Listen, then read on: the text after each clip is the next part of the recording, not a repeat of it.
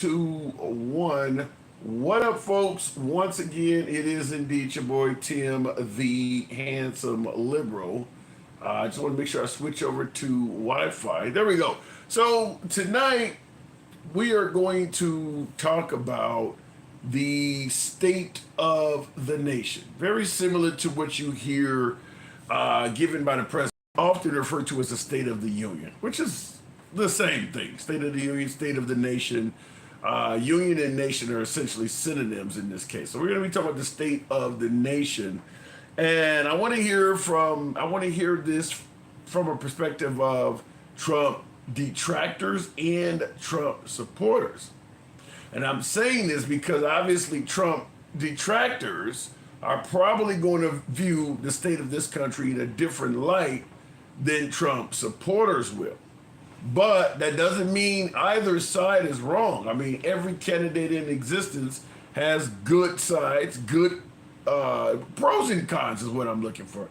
Every candidate has pros and cons. So tonight I'm gonna let you folks essentially run the show, so to speak. We're gonna have you on. We're gonna have folks on, and I want to hear the good points of President Trump, the bad points President Trump. Now, obviously, there will always be pushback on the show like this. So if you give a good point of Trump, and it's something that most of America doesn't feel is a good point, I'm going to push back and have you elaborate a little bit more on it. I mean, like for instance, what's in the news right now? Epstein files. Is Trump withholding the Epstein files something that some folks might view as a good point? In other words, by him withholding the Epstein files, he's preventing the identities of innocent people from being released to the public and therefore harming the innocents. Some folks will spin it like that to suggest that not releasing the Epstein files is a good thing, a good point. I'm going to push back on it because obviously most America doesn't agree with that. So that's what we're talking about, good points and bad points of President Trump. We're going to be talking about the state of the nation. For instance, in the comments, Working Bum. I love the name. Well, actually not Working Bum, but I do love the name. Actually, it was Bobby Nestor in the comments is saying that we are in a better state now than this time last year. And that's a good point to be made, which can certainly be addressed.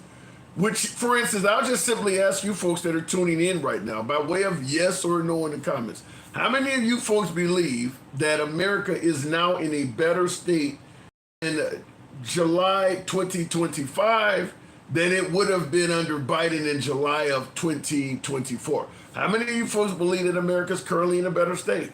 This is what I'm talking about. We're going to get people on both sides. We're going to have folks come up and we're going to tackle this. Now, I'm going to be clear. There are plenty of good things and bad things. I could probably play devil's advocate on that one pretty easy.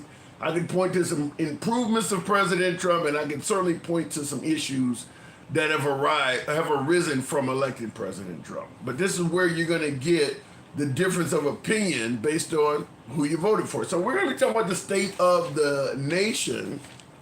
And what I also want is for you folks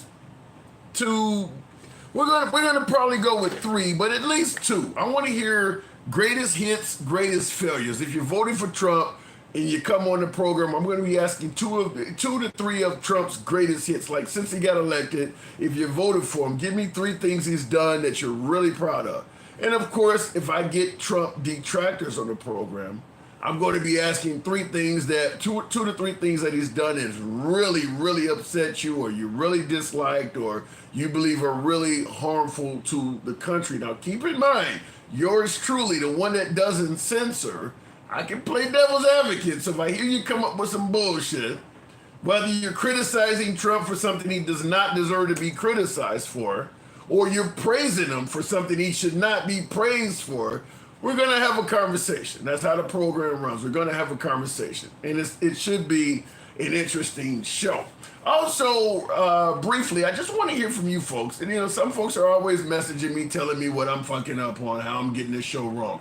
I would love to hear your complaints, comments, suggestions, And if there's a compliment or two, feel free to throw that in. So we're going to be opening up the show also to get your take on how it could be more of a not only entertaining program, but we don't want to throw things off. So education is important, getting the facts right, going down the right path, or just like I said, presenting a more entertaining program. So I want to hear your criticisms, comments, complaints, suggestions, and if there's a compliment or two in there, I'll take that too. So that's what we're going to be talking about. Nevertheless, somebody said, oh, I like that one. BC says, you do well. You need to get paid. I like that one. I'm not going to argue with that. Thank you, Bravo Charlie 2239. Thank you. And by the way, there is one way to make that happen for any of you folks that want to throw your boy a few roses or, galaxies or whatever the hell there may be. I do appreciate that. That does come in handy. So there you go. There you go. And not to mention, what is it? $, the handsome liberal at Cash App. Hey, I'm not going to turn anything down like that. Nobody uses a Cash App, but I'm not hating on it. Anyway, let me go to the comment section. Laughing my ass off. You must be getting paid from Trump. You really think Trump would pay my ass? If you must be new to the show to suggest that President Trump would pay me. You must have not heard any of the topics. Oh, there we go. Big Dog. Shout out to you, Big Dog. Wow. Thank you. Big Dog, man, listen. I do appreciate the support, Big Dog. Absolutely, man. Thank you very much for that. Beautiful. I will say this in regards to the idea that Trump would be paying me. Big Dog, appreciate the hat and mustache. Yeah, you would not think if you watch this show with any frequency that Trump is paying me for the programming. But I appreciate the effort to even make that attempt. Big Dog. Yet Trump definitely looking out for the average American. I'm sure you'll see the dropping grocery prices and rising wages. Well, in defense of Trump, the price of fuel has not been that bad. And this is the time of year over the Memorial Day, July 4th, and what's the last one? Labor Day holiday. This is the time when the price of fuel normally goes up. The price of fuel is fairly reasonable right now. Now, we can argue if Trump did anything to bring down fuel prices, and some folks who believe the president doesn't control fuel prices. I'm going to simply say if the price of gas was $5 a gallon, the liberals would be blaming Trump. So if the price of fuel is dropped down to a reasonable amount, I personally believe he should get credit. I don't believe that the president should ever be in a situation or ever in a position where the only credit he gets is negative. If the price of fuel shoots up, they're going to blame it on him. Same thing I was saying this under the Biden administration. When the price of fuel was very high and Trump and the people on the right were blaming Biden, and the liberals were saying, well, the president has nothing to do with gas prices. Then all of a sudden, when prices started coming down, guess who was on TV taking credit for it? Biden and Kamala Harris. But when the prices were high, they had nothing to do with it. So as far as I'm concerned, if you're president, if the price of fuel is good, you get credit. If the price of fuel is bad, you get credit. And that's not just the Biden and Harris administration.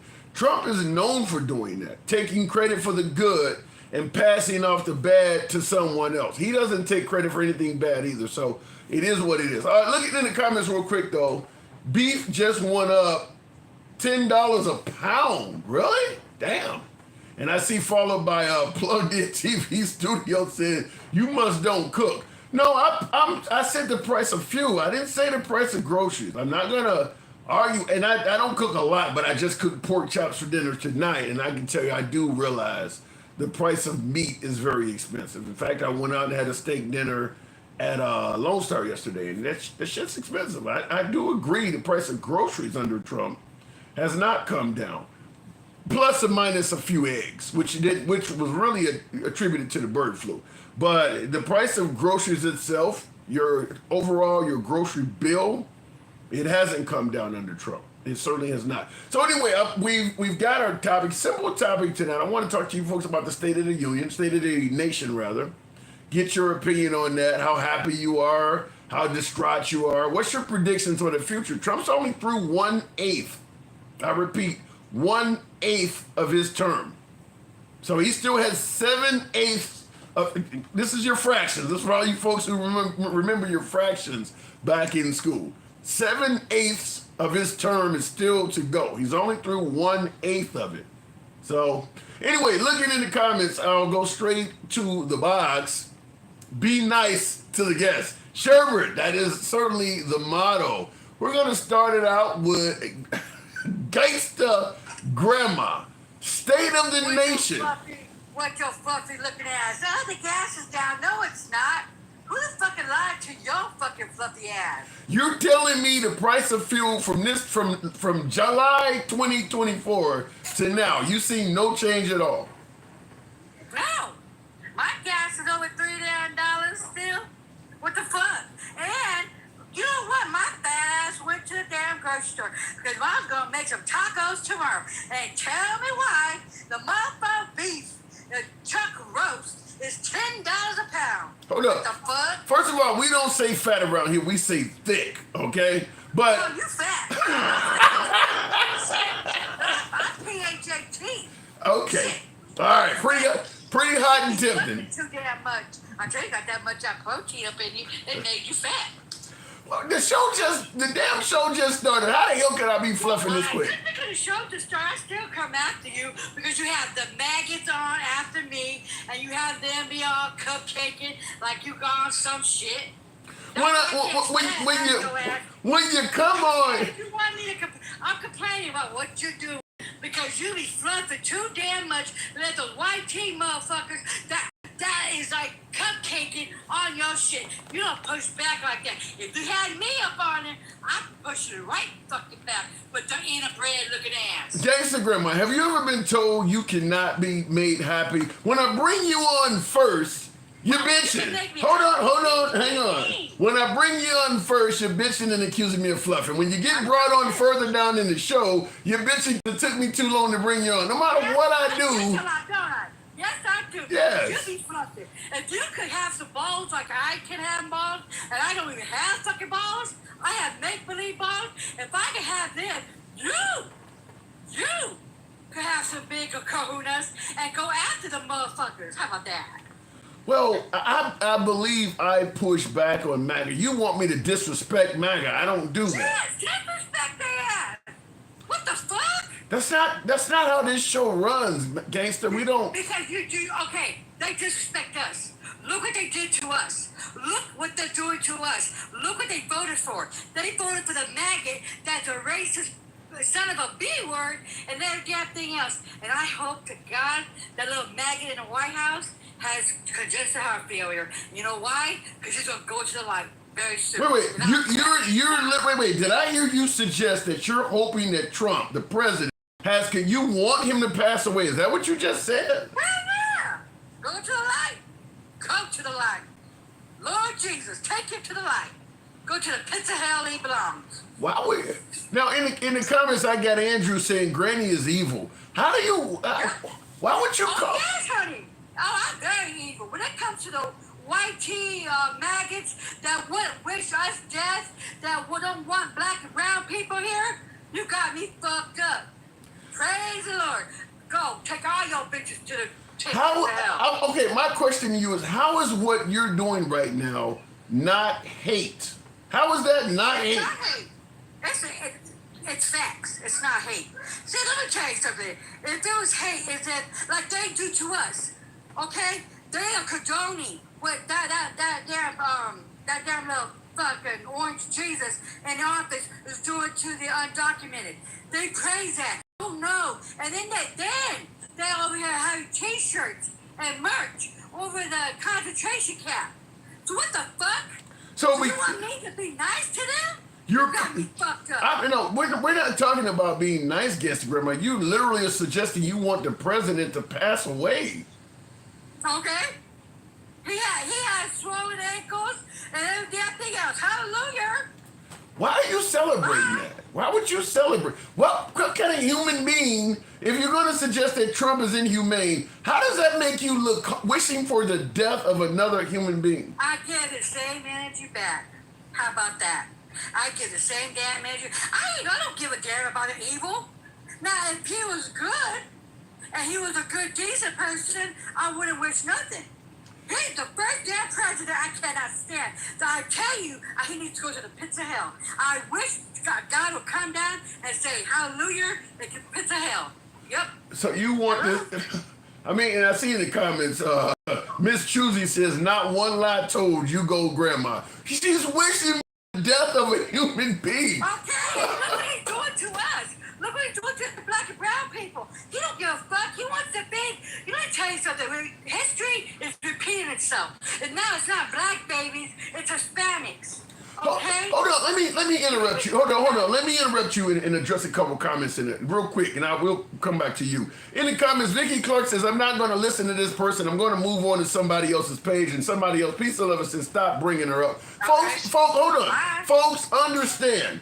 When I get MAGA on a page, they are just as critical from the right as she is from the left. If you do, hold on, hang on. Let me handle this. If you do not favor free speech from an uncensored standpoint, I get that. If you would prefer to be somewhere where people are being censored or they're only sounding like what you want to hear, then I totally understand scrolling on. But this is, we have zero censorship here. I've said that 100 times on the show. Maybe you're new.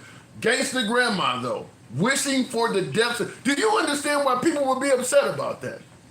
I don't give a fuck. And I'm saying this shit that the people won't say out loud. Half this damn country don't want us out here. People are saying, you know what? I hope he does have the congenital heart failure. I do. God's gonna say, you know what? How much evilness you are, the triple K and stuff, go to pits of hell. And what? I mean, I don't have no sympathy for him. I don't. I have no sympathy for the maggots. What they did us and what they're doing to us now, fuck them. Fuck everything about them. What exactly are they doing to us that is so bad that you're wishing for the men to die? Look what they're doing. They're taking Medicaid, Medicare, they're closing hospitals. They're taking babies' food away from them. They're taking food stamps away from people. They want them to work more than what they're already working. But if they work more, they won't get it. Don't you guys comprehend that? Well, but you can't work. But based on work. Yeah, but based on what you're saying, they're taking welfare, they're taking food stamps, they're taking Medicare and Medicaid. The Trump administration denies that. They're saying they're just cutting fraud and abuse, and they're putting in work requirements. Shut up with your fluffy fucking black ass. Shut up. Shut the hell up. You did not read that fucking bill. It says it right there, black and white. It says it. They are cutting shit. Trillions of dollars out of Medicaid, Medicare, food stamps. They're taking, you know what the fucked up part about the whole shit is? See, that's why you be fluffy. That's why you like that white tea, man's protein. Like, I cannot take that. Ugh, God. Okay. Here's, for the life of me, I don't understand it. You gotta explain this to me. Why the hell do you hate white people so much? I didn't say they like white people. The normal white people is cool as hell. At least they know how to don't put raisins in that shit. The maggots, they're the ones that cannot cook. They're the ones that's uncooked. They're the ones that be sleeping with their mama, their daddy. They don't even know if it's a cousin or the damn sister because they don't know who the fuck they be fucking. So don't get me going. I can't stand none of their asses. They might give us pills. Is it possible to just be a hard-working, law-abiding, tax-paying person that supports Trump? Is that possible? No, because they are racist pieces of shit. They are. All of them. Yes, all of their asses. If you walk like a fucking duck, you quack like a fucking duck, and you talk like a fucking duck, quack, quack, you are a fucking duck. And then they're following a little leader.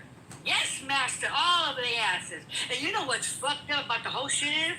They voted against their own interests. They did. Okay? This is what they did. Oh, yes, they're going to give us all this tax on tips and all this bullshit. You know what he did? He only get $12,000 damn dollars. $12,000 damn dollars. Then, for 2 fucking years, you stupid rejects. That's why he likes you uneducated. But then, he they gave the billionaires that don't need the damn tax credit and the tax cuts, gave it to them and took from the fucking poor. Ain't that about a bitch? And then, they don't want your kids to be educated, you stupid fucks. They want you to be pregnant, barefoot, in the damn kitchen. They don't want that. You know what they did? My kids are going to Stanford.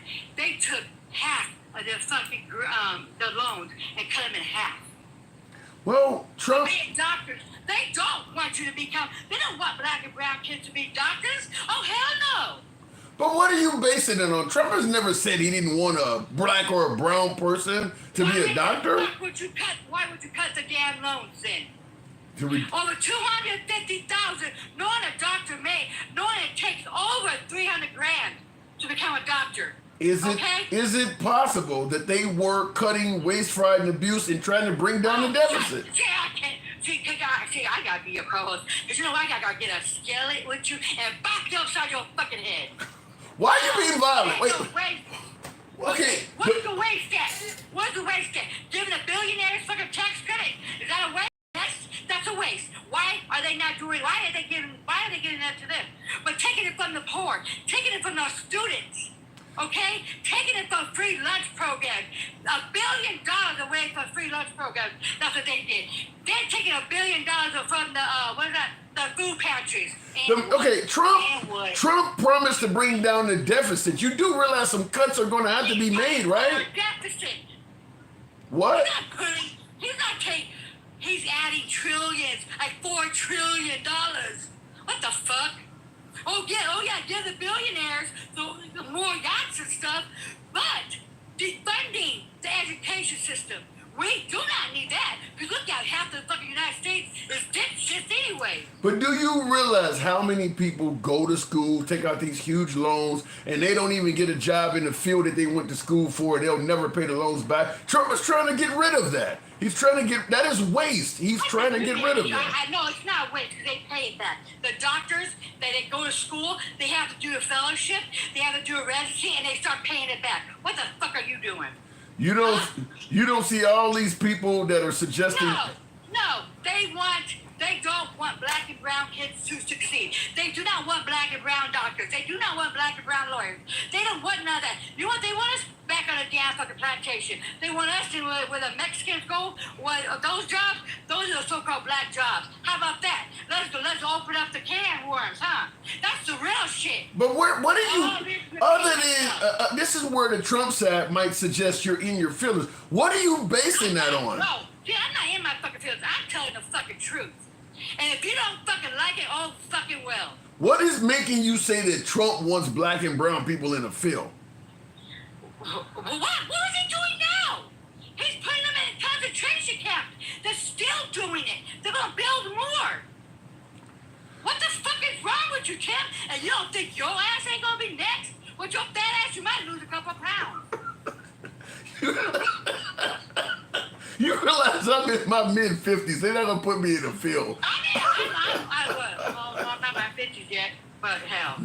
I'm just simply. You got Jeremy that's a fucking triple K that only makes $15 fucking an hour. You know what I mean? You let him up. I strongly believe. What's his name? That MAGA, whatever that shit is. You get him, and you be cupcaking with his ass, and you really don't tell them the truth. But what the fuck are doing? They are taking the kids' loans, and they're taking them away. They're taking the Pell Grants, and they're shoving it. They're taking that away. You know what? They're doing everything against black and brown kids. I think listen, I'm not trying to suggest Trump is some, superstar, but I think you have blind hatred for the guy. You cannot. Oh my God, Tim. Would you shut the fuck up, Chris, sucking on his damn dick? No, there's no copulate. He does not like us. Comprehend, Pookie? He does not like us. He don't like your kids. He don't like none of us. He don't like the Mexicans. He don't like the the Cubans. He probably don't even like the poor fucking white people. But you know what? They're stupid enough to fucking vote for his ass. You had all of the folks that have suggested that Trump, even African Americans that have voted for Trump, they believe that Trump is doing great for African Americans. Really? For one, they're not fucking black. They're white. They don't even know the definition of being black. What the fuck is wrong with their asses? They have not set one foot in our black man's shoes to say anything. All they got is white tea privilege, and all they can do is walk down the fucking damn street, and they don't get pew-pewed at by the po-pos. Shut the fuck up. All right, Gangster. No. We, no. See, this is not going to happen not today. I'm so tired of your ass. You're going to get your ass up, and you're going to fight and tell these little maggots what they're fucking doing to us. That's what the fuck they're going to do. Because you know why? That's why they come on this show, and that's why they show on your little platform. That's why they take you your cupcake. Because you don't tell them the damn fucking facts what they're doing to us. You don't tell them that they're taking Pell Grants away from people. You don't tell them that when they don't want us to be doctors or lawyers or nothing. They cut the deal. What the hell? Wait, what the hell has Trump ever did to make you say he doesn't want black people to be doctors and lawyers? That's misinformation. We had almost close to 300 grand that you could go loan. Federal government, okay? He cut it down to 100. But that affects everyone. Why do you keep suggesting it's only black and brown people? Like, he's aiming because it was DEI. It was DEI. All of it was DEI. He's doing it because of DEI. He's breaking down the education system. DEI. Everything he thinks is DEI, and it's coming back to get us. I don't care. If you don't want your kid to go to medical school, that's on you.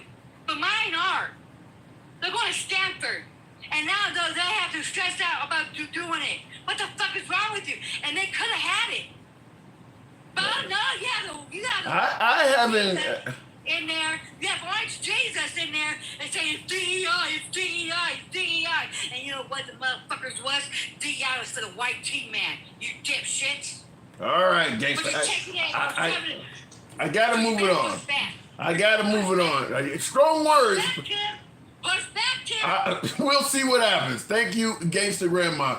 Real quick in the comments. Now, there's plenty of folks who agree with her. I see a hell of a lot of my beloved MAGA that disagree with her. But we're gonna go to the other side of this because I'm curious to hear what the other side has to say on this. Now, I lean center left, no doubt. But she's obviously much further to the left of me, which is why she also to me is fluffing or bending over for MAGA or whatever term you want to throw in there. But I see the comments. Andrew says she is a live one. Meanwhile, Chucky Brown in the comments says, dude, you are MAGA. Just admit it. Do I have any viewers? I'm curious. You know, you guys, some of you folks hear me night after night when I'm on here. Do I have viewers that have interpreted that I am MAGA? I'm curious. Do I have viewers that have interpreted me that way? I do push back on the left and the right, but interpreting me as MAGA. Anyway, looking in the comments, everyone becomes dumber when you bring this woman on, says Jeremiah Brown. Wow. Listen, I'm going to bring on folks on the other side that people will say the same thing for. At the end of the day, a lot of folks do not like free speech, an uncensored program. Now, when she was speaking, and I'll go to the caller next, but I do want to elaborate this point. And by the way, tap the damn screen, get the likes on up to about 15,000. We'll try to make that happen. It helps out the algorithm, brings in more MAGA. The program always will remain MAGA friendly. Nevertheless, liberals are welcome as well. Wrong hat. Liberals are welcome as well. So tap the screen, get the likes on up. Here's what I want to bring up. Okay, she's criticizing President Trump, suggesting he doesn't like black and brown people and things like that. People in the audience, misinformation, report. Obviously, all MAGA, obviously, cancel culture exists on the right as well. However, keep in mind, when we have MAGA on the program and they're claiming that, you know, Obama was born in Kenya or the election was stolen by Biden, we allow them to speak as well. There's a hell of a lot of people that believe that's misinformation too. So I do want you guys to understand that you're going to hear opinions from the left and the right. You're not going to agree with all the damn opinions. This is not an echo chamber. If you lean right, you're not going to agree with the people on the left. If you lean left, you're not going to agree with the people on the right. I think some folks have forgotten how uncensored speech works. because everybody's in their own damn echo chamber. The left listens to the left-wing media, the right listens to right-wing media. So you put them all together, they're out of their element, and everybody wants to shut up the other side. That's not what we do here. That is simply put not what we do here. But I've seen a hell of a lot of MAGA that did not like my last caller, a reporter is misinformation and shit like that, knowing damn well that if Trump was on here telling you he was a healthy and fit 225 pounds, you wouldn't have any problem letting that be said, even though that's just as clear of misinformation as anything in existence. That's what I'm talking. Try not to be biased on the program when you hear opinions or points you don't agree with. Just see it from both sides. That's all I'm asking. Anyway, continuing on with the program, I mean, it's just crazy how people, misinformation. Okay, you're hearing misinformation from a liberal, but you're voting for Trump. You ain't never heard him say anything at all that qualifies as misinformation, huh? Okay, as in, such as the Epstein list doesn't exist, or it's a Democratic hoax. We've talked about that on the program, and not one person representing MAGA said that was misinformation. Must report. God damn, let me go back to the box. You guys are ridiculous with that. She was funny, but she was really disrespectful towards you.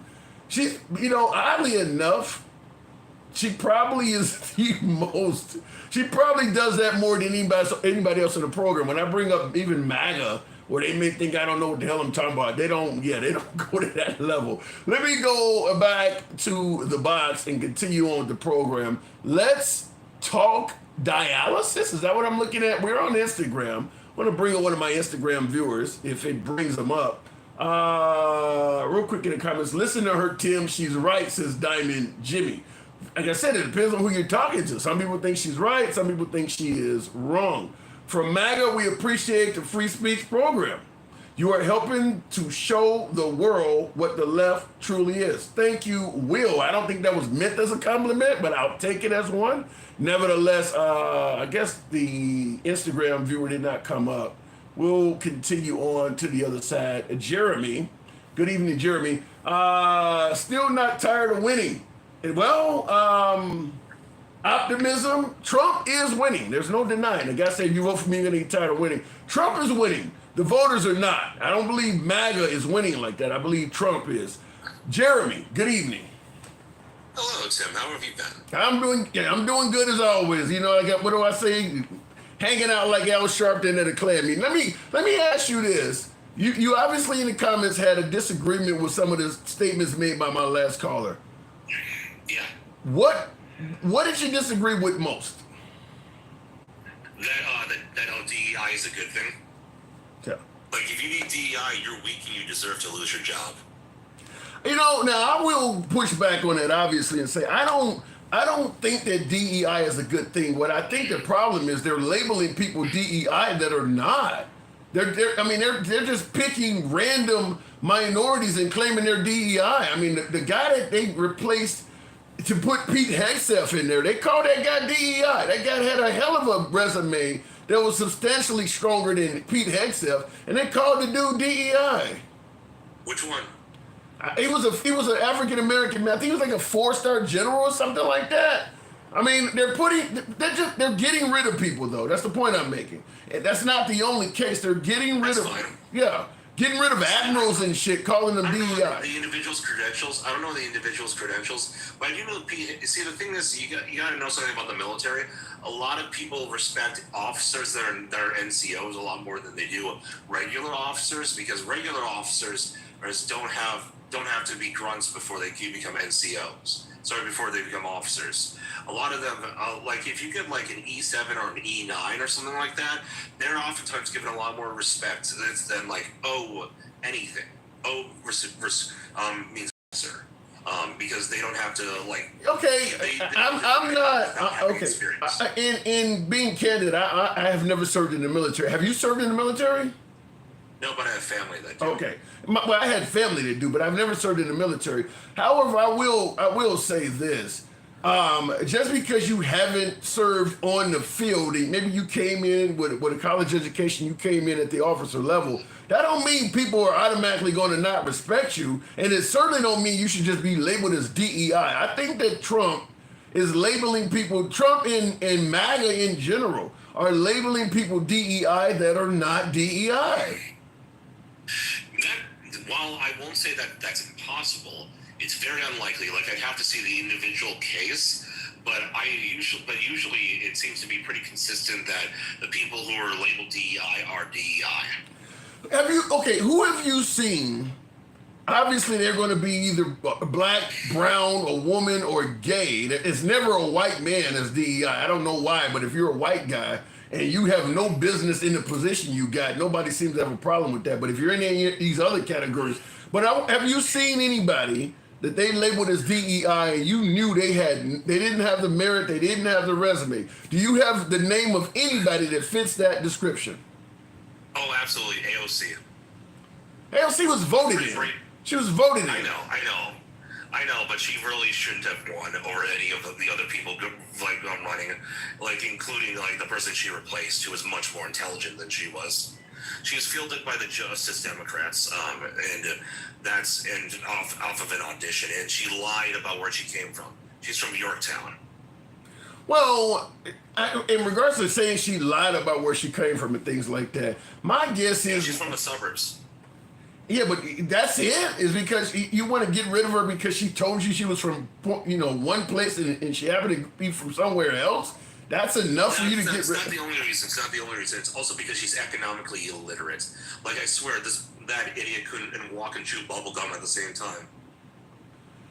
Look, I can't speak on your opinion of AOC, but she did the legwork. She went out there, she knocked on doors, she shook hands and kissed baby. She did what is required of a politician to be successful. And by the way, they keep voting her in. So in fact, she's being possibly considered for an upgrade to Senate. So I don't think she's doing as bad as you think. I think her politics fits her area. You're not in her area. You don't lean left, so you don't like her. But her politics fits her area. Well, fair enough. I'll give her that she was correct. That she was correctly elected. Well, correctly is in the right way of saying it. That she was duly elected. But I don't think that. But it shows you the IQ of people living in New York.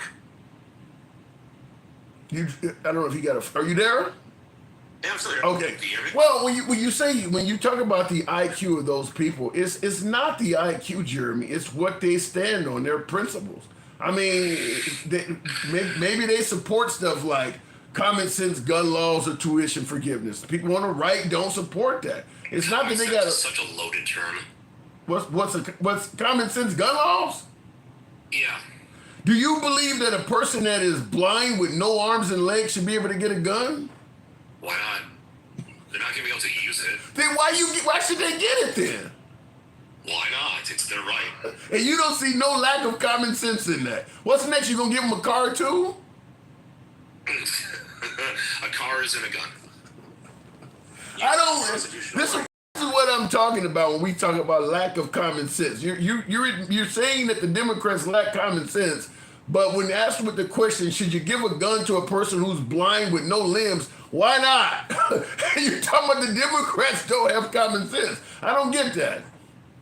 Okay, let's think about this logically. How many people who are blind with no arms are actually buying guns?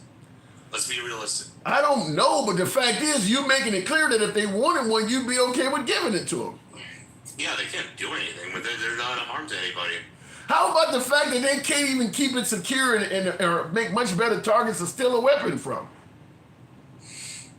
Well, how about the fact that they can't really do much? Like, and I could see one scenario where they could do it, where they could.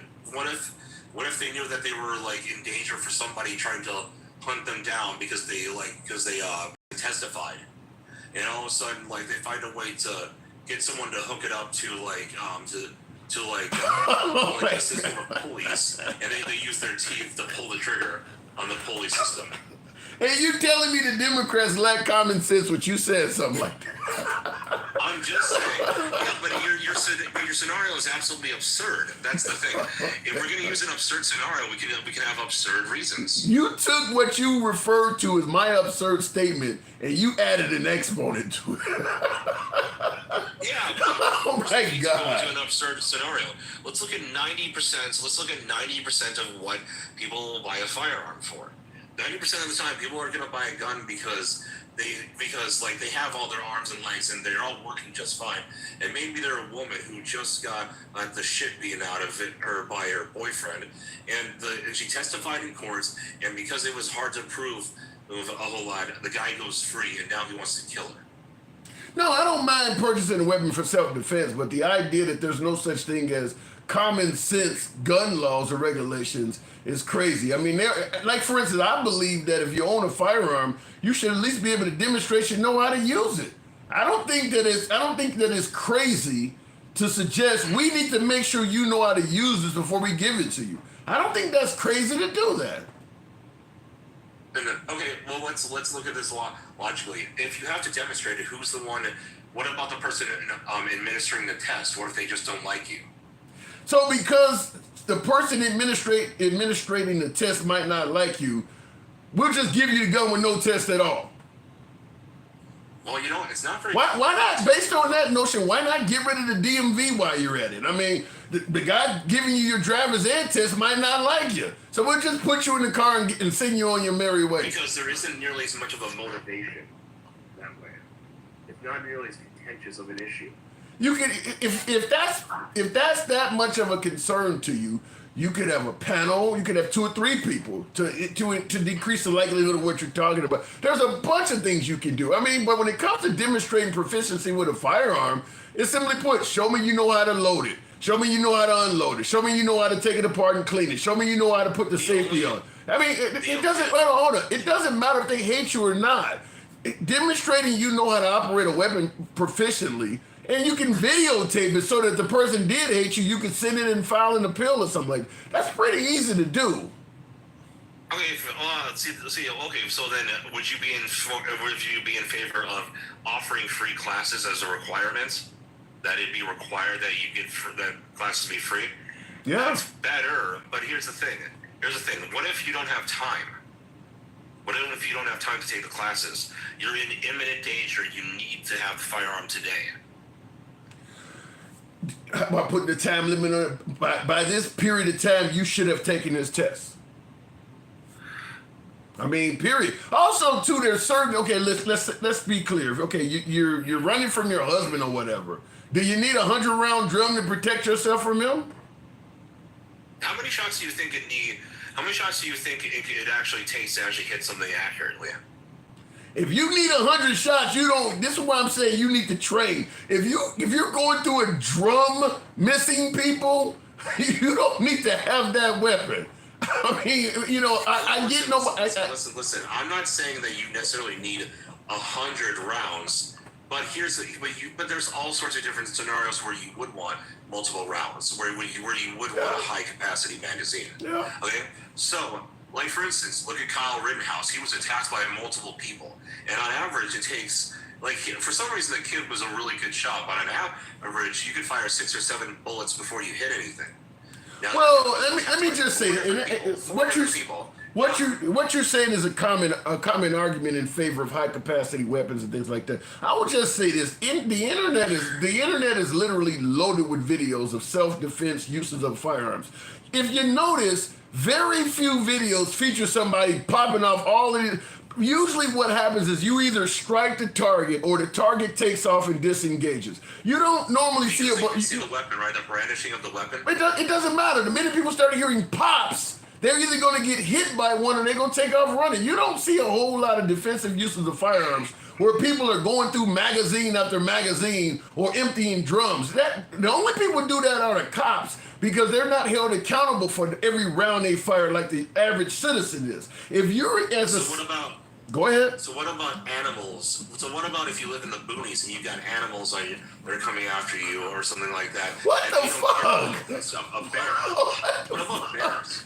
What the fuck, man? Where are you going with this? Now you live in the boonies. A huge percentage. No. Well, don't run away from this. Don't run away.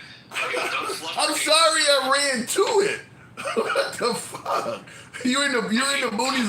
How many people do you think actually live in the cities compared to the rural areas? Because I can tell you, a lot more people live in the rural areas than the cities. I don't know if that's true. I can't listen. You said cities are more compact.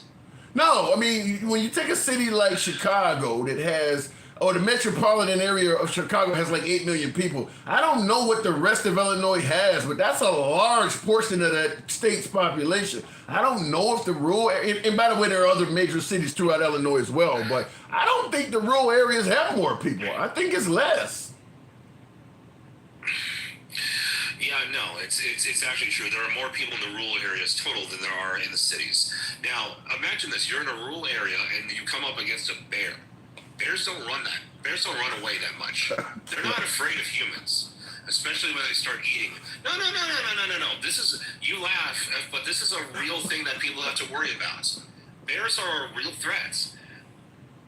But what about wolves? What about other predatory animals that don't care about weapons? They see That ain't. I don't even think that's true. Predatory animals. There was a guy that was being stalked by a bobcat or something that got caught on video. He fired a shot at the bobcat and missed, and that bobcat took off running. That loud bang. Even predatory animals sometimes turn around. I don't agree with you that they don't care about getting shot at.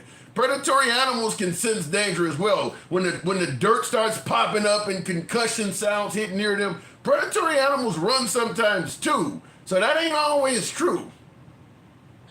Yeah, well, it depends. But for the most part, a lot of predatory animals will just attack you if they don't. So okay then. So what are you suggesting? You need to have a 100-round drum because you might get attacked by a bear in the middle of the woods, or on your property. What your property is where the food is. That's where a lot of the animals go. They dig in your trash. As they start eating things that you've left outside. Have you ever seen any video footage at all? Any video footage at all where somebody in self-defense had to pop a bear 10, 20 times to drop it? Have you ever seen a single video featuring that? No, I haven't seen a video, but trust me, it's not like if you're putting 223 or 556 in that animal and you only pop off 3 shots, even if it's in its abdomen, it's gonna come after you. It's gonna keep. If you believe that you're at risk of being attacked by a large wild animal, you just increase the caliber of what you're shooting at them. You don't need to hit them 100 damn times. That ain't necessary. I mean, you just increase the caliber of what you're firing at them. You don't need to shoot. You don't go out there with a 20 and keep putting magazines in there. What? I mean, you definitely need buckshot over birdshot, but still, it's the point I'm trying to make here, the point I'm trying to make here, Tim, is that there are all sorts of scenarios where you would want higher capacity magazines. There are all sorts of different scenarios, and it only. I don't know of any scenario. I don't know of any scenario where an actual citizen would need more than 40, 50 rounds for a self-defense encounter. Like I said, there's plenty of. What's your big concern about them having high capacity magazines? I don't know, other stuff in the backdrop getting hit. That's possible with low capacity magazines. And it increases the more rounds you're firing. I mean, it increases total probability. Let me just say at this point. To some degree, you can only have so much defense before it starts to appear as if you're preparing for offense. I mean, there's only so much you can have and reasonably refer to it as self-defense. At some point, it's no longer. I mean, like America, we have like 5,000 nuclear weapons. That's not in self-defense. You're not going to ever need to use all that. That's at some point it becomes offense. You have enough stuff now. Wait a minute. That's mad. That's mutually assured destruction. That's what that is. You're not going to ever get to that range. By the time you go through a few hundred of them, the shit's over with. Just like I'm talking about with a 100-round drum. You don't see anybody firing 80 rounds during a gunfight. It just doesn't ever get to that level. Usually somebody. How many rounds do you think are fired like in a shootout between gangbangers? Even in the overwhelming majority of gang shootouts like that, either somebody's getting hit or somebody is like, hold on. Let me answer your question.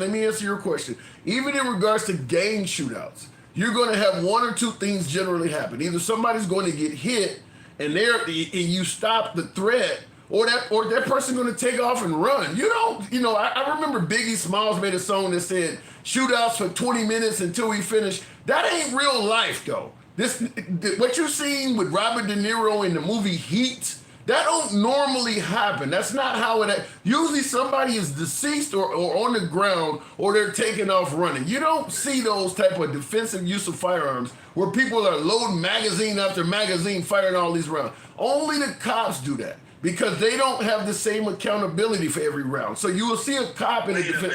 Hold on. Hear me out. You'll see a cop in a defensive gunfight where they're putting, a whole mag in somebody, popping out the other mag and putting it. If you do that shit as a citizen, your ass going to jail. You don't get the same leeway with firing rounds like they do. You never see defensive gun use where somebody hits a target 8, 9, 10 times, pop in another round. You don't see that. You only see the cops doing that. Two things. Number one, when people shoot, they miss a lot. Okay, so 8 or 9 rounds can go off and maybe 1 round actually hits. Okay, number two. Okay, you've never heard of the North Hollywood shootout? Yeah, it's just like that. That's very similar to what the movie Heat was about. And there's a reason you're bringing up the North Hollywood shootout from the early 1990s because there hasn't been another one. That doesn't happen very often. That's over a generation ago. What about the shooting in Vegas? Remember that? The guy was upstairs in the fucking hotel room. Yeah. What do you think the cops didn't need rounds then? He put that guy down. The only way you're gonna put that guy down is to do exactly what they did. You're gonna have to go in the hotel, kick his door in, and then you're not gonna need 100 rounds anymore at that point. But if the guy is 17 stories up, popping rounds down at you, no, I mean he pretty much has the advantage. They were never going to take him out from that point. They had to go to his hotel room, which is exactly what they did, and they took him out. And they didn't fire 100 rounds at the guy. Actually, I do want to go after what Michael Alford said. Yeah, also Waco, Texas. Another perfect example. Waco, Texas involved like 80 suspects. There were 80 people in the Branch Davidian armed. That's a whole different... You're not, as a defensive citizen, purchasing a firearm to take on 80 people at once. There's nothing you can buy that's going to prepare you for that other than a Gatling gun. But again, we can just go through scenario after scenario after scenario. But notice the scenario. But notice the scenario.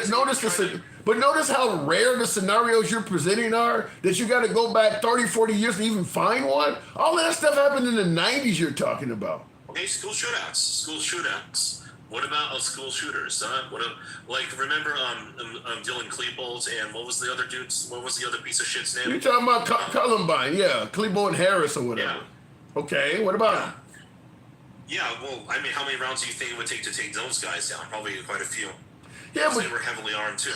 Yeah, but shootouts in schools are not uncommon now. But once I mean, they are, but they're not. But they are happening. Even in most of those, when you got an active shooter, even in most of those cases, they're not firing hundreds of rounds at the person, unless it's multiple armed officers doing. One officer is not going to say, during this encounter, I emptied 3 or 4 magazines at the guy. Either you hit the dude and it's over, or he's running off, or somebody else hit him. It's usually over with before that. Okay, well, look, I'm just saying. Okay, you should be able to do that. Plus, the average person is not asking for 100 rounds in a magazine. They're saying, the average person is buying a 30-round magazine. And that's why I'm talking about common sense. That's why you said common sense gun laws make no sense. If you said 30 rounds, I'm fine with that. When you start going up in the hundreds, then I agree with you. They're only buying 30. So why is it okay to give somebody something like that? Why is it okay to give someone something like that? Well, first off, what if they're just plinking? Why do you care then? What is it? What? Just plinking. What does that mean? Plinking, shooting at a metal target. And they just like it, and they just like doing it out of a full drum. I look at it as a risk versus reward. Okay, I'm gonna you can have something that can cause all this mayhem because you might want to shoot at a metal target. I just look, you can pop in your 17-round magazine as much as you want and reload as you don't need 100 rounds to shoot at this target. Just keep popping in 17 over and over again. I don't think that's a legitimate excuse to give somebody something like that. Yeah, we can go back and forth. All I'm trying to say is that there's always a chance that you can need something and that you don't think you need right away. Yeah. For different scenarios. And I'm saying there's no point in limiting it. It doesn't really help or hurt anything. I hear what you're saying. That's the common argument, and there's no sense in limiting stuff. People keep dying, and we're doing nothing but saying, "Well, we don't need." I mean, we're literally doing nothing while people keep dying. Because you keep blaming the means and not the reason. I don't see anybody all I hear people saying is what won't work. I don't see the right saying, "Well, this would work. Let's try this." I'll tell you what work. I'll tell you what would work. Okay, you look at the background of almost all of these shooters. They almost all of them have one thing in common. They had horrible lives that weren't worth living anymore, and they wanted to take everyone out with them. That ain't true. You just mentioned that's not true. That is absolutely not true. You just mentioned the guy at Mandalay Bay. That guy had plenty of money. I said most. Look at the two people who did Columbine. They were absolute losers. I don't think. I mean, I think David Koresh was living like a king. He didn't have a horrible life. He's an outlier. He's an outlier. I can give you outliers until tomorrow. A lot of these people were not living bad lives, as you say. I mean, I don't think that even what is his name, Luigi Maggione was living a bad life. I can give you outliers on it. They're not outliers. He wasn't a mass shooter. He was an assassin. You get what I'm saying? Most of these folks are not. They don't have horrible lives, as you're saying. A lot of times you hear he was a nice kid and all of that. We didn't have any trouble out of him until he started popping people. They don't have horrible lives. They don't. What about Dylan Roof? What about Nicholas Cruz? What about the two people? What about the guy who did Christchurch? What about? I can give you 3 examples. Dylan Roof, the guy who went in the church and took out like 9 African Americans. He just had hate. He wasn't having a horrible life. The guy who went to the Walmart in El Paso and took out 20 Hispanics. It was just about hate. He drove 600 miles to do that. He didn't have a horrible life. The guy who went into the supermarket in Buffalo, he didn't have a horrible life. The guy who took out the 20 kids at Sandy Hook, his life wasn't horrible. What are you talking about? He was the Sandy was also now like he just had a lot of mental issues that needed to be solved. But look at the guy up in Aurora. A lot of mental issues. God damn it, I got mental issues. Everybody got mental issues. That ain't nothing new. Well, I think that's an excuse. I'm saying that like you look at like background after background of these people, like and most of them come up as like needing like serious intervention. In their lives, right? I mean, look at the Uvalde guy. Look at the Uvalde guy. The guy was a failure in life in every aspect. He didn't even graduate, from what I remember. Look, I'm from the hood. You know how many motherfuckers don't graduate and they don't go in schools and light them up. I mean, I got high school dropouts in my own damn family. They just join gangs and light up people's houses in the form of and drive-bys. Yeah, that's so much better. I think, listen, you're talking about people having mental illnesses and things like that during a time when Trump is cutting benefits to people who might have mental illness. I don't see where the right is getting this right at all. Wait a minute. People with disabilities were exempt from, like... That ain't what I'm talking about. I'm not talking about a disability, Jeremy. I'm talking about if you or I whacked out right now. Trump does not want you to have free health care, which was what you may need to talk to a specialist. I'm not talking about a disability. It's free health care. It's not free. There's no such thing. It doesn't exist. It's not free. Even government health care is not free. But he doesn't want you to even have government health care. Just government isn't a good mechanism to distribute. Okay, so if somebody has a mental illness and they're thinking about taking out some of these places, he's removing the assistance they might be needing to get to. He's removing that. He doesn't. You can get that through private insurance. So in other words, he ain't gonna do shit for them. They better know to go through private insurance. That goes back to my statement, Jeremy. Why do you want the government to be in charge of everything? They're barely good at what they do as it is. Look at the postal service; they suck. Okay. I don't look. You and I disagree on this argument, but the point I'm making is you can clearly see that you don't believe the left wing policies to end this stuff are a good idea. But when I ask you what is the right doing to end this stuff, your answer is nothing. Go seek private insurance. That means hold on. When you say use private insurance, that means the right ain't doing shit for these people. What is the right doing to end this stuff? I think there's stuff we can do. I definitely think there's. Give me an example of something. Give me an example of something the right is even trying. So, well, here's something that I would do that I don't. That ain't what I'm asking you for. I'm not asking you about you. You're saying the left wing idea of common sense gun laws and all that shit is irrelevant and it won't work. Give me something the right is even trying to do. Okay, well, there are a lot of people on the right who are trying to reopen asylums. I know that asylums were used wrong in the past, but they're not inherently evil. No. Hold on a minute, okay? People like Gangster Grandma could be there. That would be a good thing. I gotta go. I gotta move it on. Asylums. We'll see how that works. Jeremy, always a pleasure, man. Thanks for coming through. All right, moving on with the program. He said asylums. Wow. Looking in the comments. And listen, we're not here to really have, we weren't really here to have a gun debate, but sometimes the conversation spur off, and it did this time. But that I do stand by that point, is that anytime you have a mass casualty event, the first thing the liberals start talking about is some type of gun laws or gun regulations. And the right often says that what the left is talking about is wrong. Guns don't take lives. People take lives. So the liberal recommendation is wrong. I get that. Even though I disagree, I understand that they don't agree with the liberals. But then when you ask, okay, then what are you going to do? The answer is nothing. We don't think the liberals have the right idea, but we're not going to provide any. So when you look at, for instance, you look at mental health, which is what the right often says is the problem, which is what my last caller said. They often say mental health is what leads to this stuff. But when you go to right-wing areas, it's not any easier to get your hands on some good mental health care than it is in liberal areas. They're saying we believe the problem is mental health, but when you go to their areas, it's pretty clear they're doing nothing to make it easier to get treated for mental health. You can get access to mental health treatment in liberal areas probably easier than you can in right-wing areas. So we don't agree with the liberals, but we're not going to provide any solution at all. We're just going to continue making sure that people can get more guns if they need to.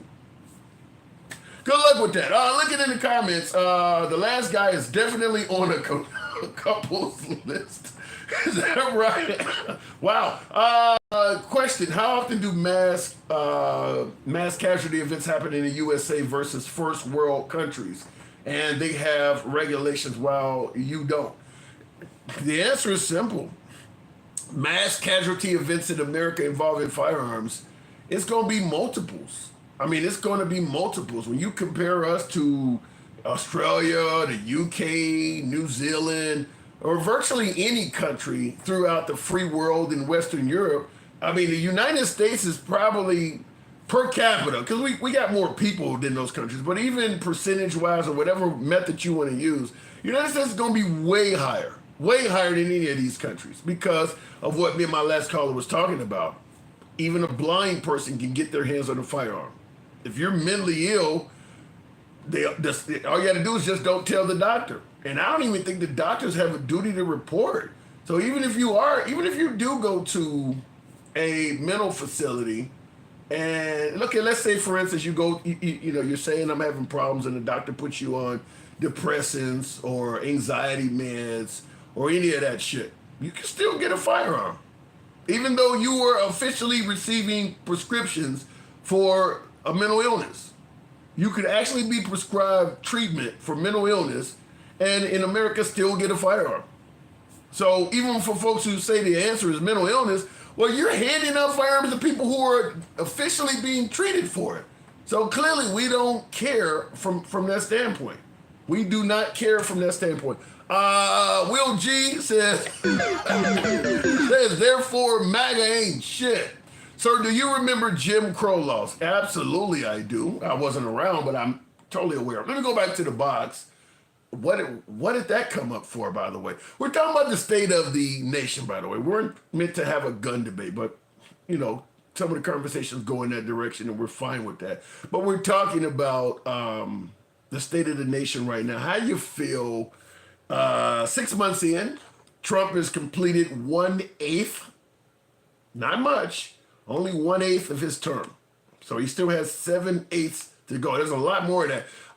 Appreciate the hat and mustache there. Debo, shout out to you. Thank you, sir. Going back to the box, talking about the state of the nation. How you feeling about that?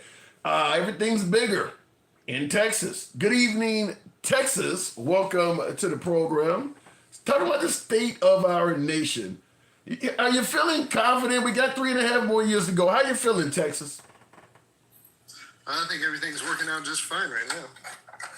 I had a pretty good week in Congress last week. So got the Genius Act signed into law.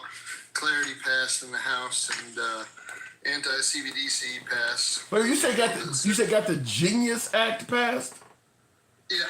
What is that? Yeah, it's crazy, man. It's like, so I see a lot of people get it tied up in these emotional sides of politics, but what was last week? What was Congress calling last week? Do you know? No. No, Crypto Week. So I've been on your show, been a long time. Yep. Been on your show. I think the last time I was on here was like in March. Everyone was screaming that we were going into a recession because the stock market dropped so many points.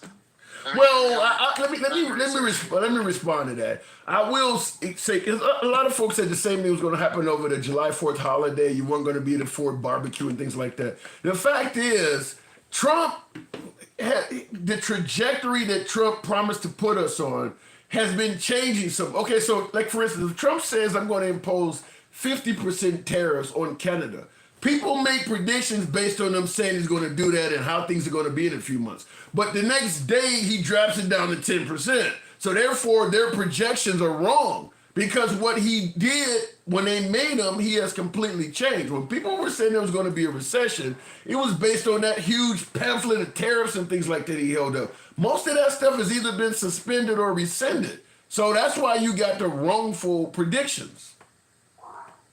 No, most people were screaming when the stock market crashed. Well, they crashed. Yeah, but why did it crash? The tariffs had something to do with that. Yeah, it had some of it. Yeah. It didn't have all of it. And what was passed this past week? I mean, your show is based on politics, but yet you don't know what Congress voted on and passed last week. You didn't ask me what they voted on. You said, what did they call it? I am aware that they passed this crypto bill. I'm aware of that. But, you said they called it, what did you say they called it? Week or something like that? Yeah, it was Crypto Week. I heard the news. I can tell you this, hearing Congress refer to last week as Crypto Week, that's probably something you only heard in right-wing circles. The left is probably criticizing this shit too much. They're not going to call it Crypto Week. That's something, in fact, the left-wing Congress people are not calling it Crypto Week. That's a right-wing that's a right-wing phrase you're talking about. Everybody didn't call it Crypto Week. Okay, fair enough. Maybe not. I don't watch a lot of right-wing news. I just watch. They weren't calling it that on C-SPAN. They weren't calling that on C-SPAN? Yeah, they weren't calling it Crypto Week on C. I doubt if your local newspaper had a headline that said Crypto Week. I mean, that's something you only hear in a specific place. You didn't hear that wasn't all over the place. Yeah, I think Bloomberg probably was the first place I heard it. More finance, not really left or right, just finance probably. Okay, fair enough. So you do see the country is going in a. Okay, you mentioned Crypto Week. I'm obviously assuming that you favor that. If you had to give me 3 things that Trump has done that you believe is really leading this country down a path of greatness. Well, these 3 acts, right, that Congress voted on, the Genius Act, the Clarity Act, and then the anti-CBDC Act, and that's probably the most important one is the last one. And that's a central bank digital currency, and it's to prevent that from happening, right? So that's actually going to, if we get that signed into law, give us more freedoms that if we move to a digital currency with crypto. You said the Genius Act, the anti-CBD. What was the second one you said? The Clarity Act. What is that? I'm probably going to get them confused. One of them's dealing with stable coins. You wait, hold on, real quick, just to interrupt. You pretty much are. You're just really into investing in crypto, right? Crypto. I mean, just investing, saving for myself. I'm a small business owner, so no one's going to make my retirement but myself, right? So, yeah, that's my biggest priority. Okay. The reason I'm asking you that because I talked to MAGA a lot, and there's a whole lot of MAGA that sing the praises of Trump. And the three things you named, most MAGA, this would not be what they would. It would probably be the border or integrity of women's sports. I mean, you're. It's pretty clear you're big in investing in crypto because I told you to give me three things, and they're all kind of right along the line of the same aspect of the presidency. Yeah, I mean, that's what I voted for him for was the crypto, and so it's getting done. Everything else, I think, is really just pulling at people's emotions. I think he's doing some of these dumb things deliberately to stir up division. Dumb things. I don't put it past any of them. Now you said the country's doing well, but you're saying he's doing dumb things. Give me a couple of dumb things you think Trump is doing. I didn't expect you to say that. Oh, yeah, I'm going to criticize anybody. I mean, when they do That's something. fair. That's fair. Yeah, I mean, look, here I am. I'm in Texas. We have a lot of immigrants. There's a lot of immigrant workers. And I haven't been seeing any raids like that, but I know they're happening. Mm-hmm. And I know people here are afraid of them being a part of that, right? And that shouldn't be where people should be that are here legally. They have their paperwork. Like my cousin, he owns a landscaping business. Every 6 months, he's taking workers to the border and getting more, bringing them back because their work visa. Hey, renew your work visa. I'll see you in 3 to 6 months. We got a whole new group to come help me. And these people are even afraid, more so than they have recently. And yeah, I think we don't need that to happen right now. I see that as more of a ploy to stir up the emotional side of politics. Why do you think he would do something like? If you're saying that these are hardworking people that are doing nothing wrong, in fact, you refer to them as legal migrants. Why do you think he is doing this to people who have done nothing wrong? Well, and like I said, I haven't seen any evidence of it being done. I've seen other than it's happening though. It's not all being. Whoa, hey, hold on a second, Harley. Wow, I'll address that in a minute. Go ahead. Wow, Harley, shout out. Holy shit. Go ahead. Yeah. So I mean, I've seen videos. Of course, I haven't seen any personal testimony, heard any personal testimony to it or anything like that. I know when I talk to immigrant workers, they're just afraid, genuinely, and you hate for them for that, right? That they shouldn't be afraid to go to work, because there might be a raid where they. I don't think anybody in the country should be afraid of the government. I don't think that that's a good. I believe that if you are here illegally, you should be required to straighten out your situation, or you should be put out. But I don't think when you start scaring the shit out of people. Yeah, that ain't good. I don't think scaring the population is not a good thing. Well, see, I'm under the belief as the population, we should only trust the government so much anyways. So you got a little fear is okay for sure, but in our country, you should be able to go to work and not have fear of being mistaken or, taken into custody under false pretenses, things like that. So you do acknowledge that under Trump that stuff is even though you said you haven't seen it personally. I mean, I know it's in the news, right? But why is it happening? Why did he allow it to happen? Right? Because he's the he's president. He's calling the shots. So why is he allowing it to happen? I think it's more to the distraction of cause division. But think about what you're saying there, Texas. You're admitting that Trump is potentially violating people's civil rights simply to create a distraction while actively saying that what he's doing for America is good because he's doing well in crypto. I mean, you're okay with violating people's civil rights as long as he makes. I'm okay with it. Where did I say I was? Well, you said he's doing. You said he's doing a good job. Right. That's in something totally different field. That's why I said what's happening with that is stupid. They're two different things. Someone can do some good and some dumb. I'm pretty sure. Let me rephrase it. Let me rephrase it. Can you be actively taking away people's civil rights and still be a good president?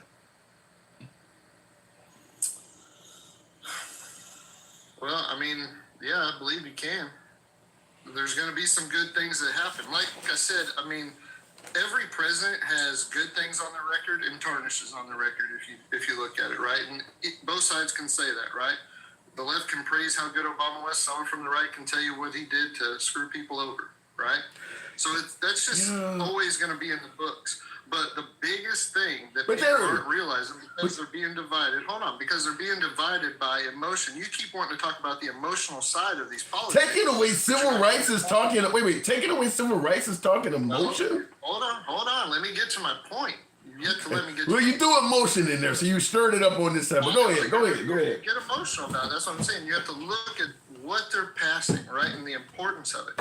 If this anti-CBDC bill passes, it will, and we go to a cryptocurrency, that will eliminate the Federal Reserve. That will give us the ability to institute our own money, be our own banks, okay? And why don't they want the general public to know about that? Why isn't this being the most talked about thing? Why is it they had to create a distraction, right? So that's why they started doing more of these things on a social justice, level, taking away people's rights and infringing upon them and things like that, because they don't want you to look at what is being passed. And we got to remember that if this gets passed, that we have to keep it that way. Wait. You said they don't want you to. You said they don't want you to look at what's being passed. Who are they? Who is trying to prevent you from looking at what's being passed? Every congressperson there right now. So on the right House is and Senate. So you on believe the right and the left. You know that 85% of the people elected in this last election received donations from cryptocurrency companies. But this doesn't make sense what you're saying. You're saying they don't want you to see what's being passed. So that you're saying that they don't want you to see what's being passed. So they're creating this distraction about taking away people's civil rights. That's not coming from Congress, Texas. That's coming from Trump. Are you saying Trump don't want you to see what's being passed? Exactly. Yeah. Every level of our government doesn't want us to know what they're passing right now. And these three acts and how vital they are to the stability and growth of our economy going forward. Not just that, but our rights that we should have. They're giving them to us right now. And if we don't know we have them, we're not going to know we lost them. Correct? Well, let me just, and by the way, before I respond to you, I'm going to ask you folks, tap the screen. We should be around 50,000 on the like column. Tap the screen, get the likes up. I certainly would ask you to do that. It helps out the algorithm. If you're watching on YouTube or Instagram, smash that like button as well. Helps out the show, helps out the algorithm. We try to bring an entertaining program. So smash that like button. But here's based on what you're saying, Texas. Now, Trump promised to drain the swamp and, go after the deep state. You're really making him sound like he's one of them. Well, I mean, did he not prove that when he said, why does everybody care about Epstein still? I mean, do we not know that? Now, did the far-right MAGA people know that? I don't know. I'm not a far-right MAGA person. I can sit here and tell you when Trump does something stupid or immoral or wrong. Can they? No, they can't. I started out by asking you about the state of the nation. You said the nation is doing great, and you made it sound like Trump was doing a good job. Yet outside of these crypto-related pieces of legislation, you're really kind of making him sound like a piece of shit there, Texas. I mean, he's good at doing that himself. He's hiding things from the public. You're bringing up Epstein. You're saying you don't want the crypto bill to be known. You're admitting that he's taking away civil rights. This is a good dude, according to you? No, he's doing what's right for the state of the nation. That's what I said. He's doing what's right. The state of the nation is in a good trajectory based off of the acts that they voted on in the House. One, the Genius Act that got signed into law, and the two that will be voted through the Senate and then signed into law by him. That's not just him making the state of the nation good. That's our Congress doing exactly what they should do. The state of the nation. Hold on, let me give you a little. And you might be able to pull this up because this was what gets me, right? Okay. What's her dumbass name? Hold on. Marjorie Taylor Greene. Yeah, the one that believes we can make hurricanes. Okay. Yeah. If you can find her she voted against, in the House, she voted against passing the Genius Act in their little committee or whatever first. And when she was asked why, she said, because it doesn't have any anti-CBDC legislation in it. Now, why would she say that, Tim, if there's this whole separate act that they vote on to pass for anti-CBDCs? Well, sound like she was lying. Exactly. Because they lie. They play games, right? This is what they do because they don't expect us to pay attention. I'm going to say... Tied up emotionally, get distracted by what they want us to get distracted by, all while what they're really doing is giving us laws that we don't know and understand as a mass majority. Right? Well, most of your Americans aren't going to understand what a CBDC is. But how do you respond? And I don't know a lot about crypto either, but in the comments, Highway Juice says, does he know how many times North Korea has hacked into crypto? How do you respond to the fact that something like that is possible? Hacking into crypto? Yeah. I don't know what in what way they're talking about hacking into crypto. I mean, I assume, like I said, I don't know a lot about it, but I assume it could be anything from hacking into your crypto wallet or however, I mean, going after the money, basically. They can hack into crypto wallets, and there's a lot more in that people don't understand, like hot and cold wallets, right? That unfortunately people probably will not learn until it's too late as we move towards cryptocurrency. I would tell that person, you're out of your mind if you think the world is not moving towards cryptocurrency. Just look at the prices of cryptocurrencies in the last week since Crypto Week, quote unquote, started. I can't speak on cryptocurrency, which I'm admitting I'm ignorant on that, but when you started to talk about the president's taking away civil rights, I don't even, the crypto thing goes in one ear and out the other. I'm going to lose civil rights, but I'm going to get access to more crypto. Exactly, Tim, and that's what I'm trying to get you to focus on. Why let it go in one ear and out the other when this does directly affect all of us? Don't listen to what I'm saying.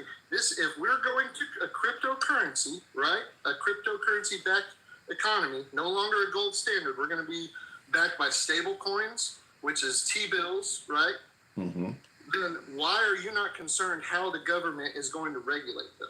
I can answer that simple by saying in our history, we have a lengthy period of time where people lost civil rights, and that affected people like me more than anybody else. So when we're talking about crypto and we're talking about civil rights, I'm just gonna be honest with you. All I hear is civil rights being lost. All that crypto shit starts to sound really small. When you start having a conversation about people in America losing civil rights, that draws a lot of attention from me because of the history of America. That's what I'm saying.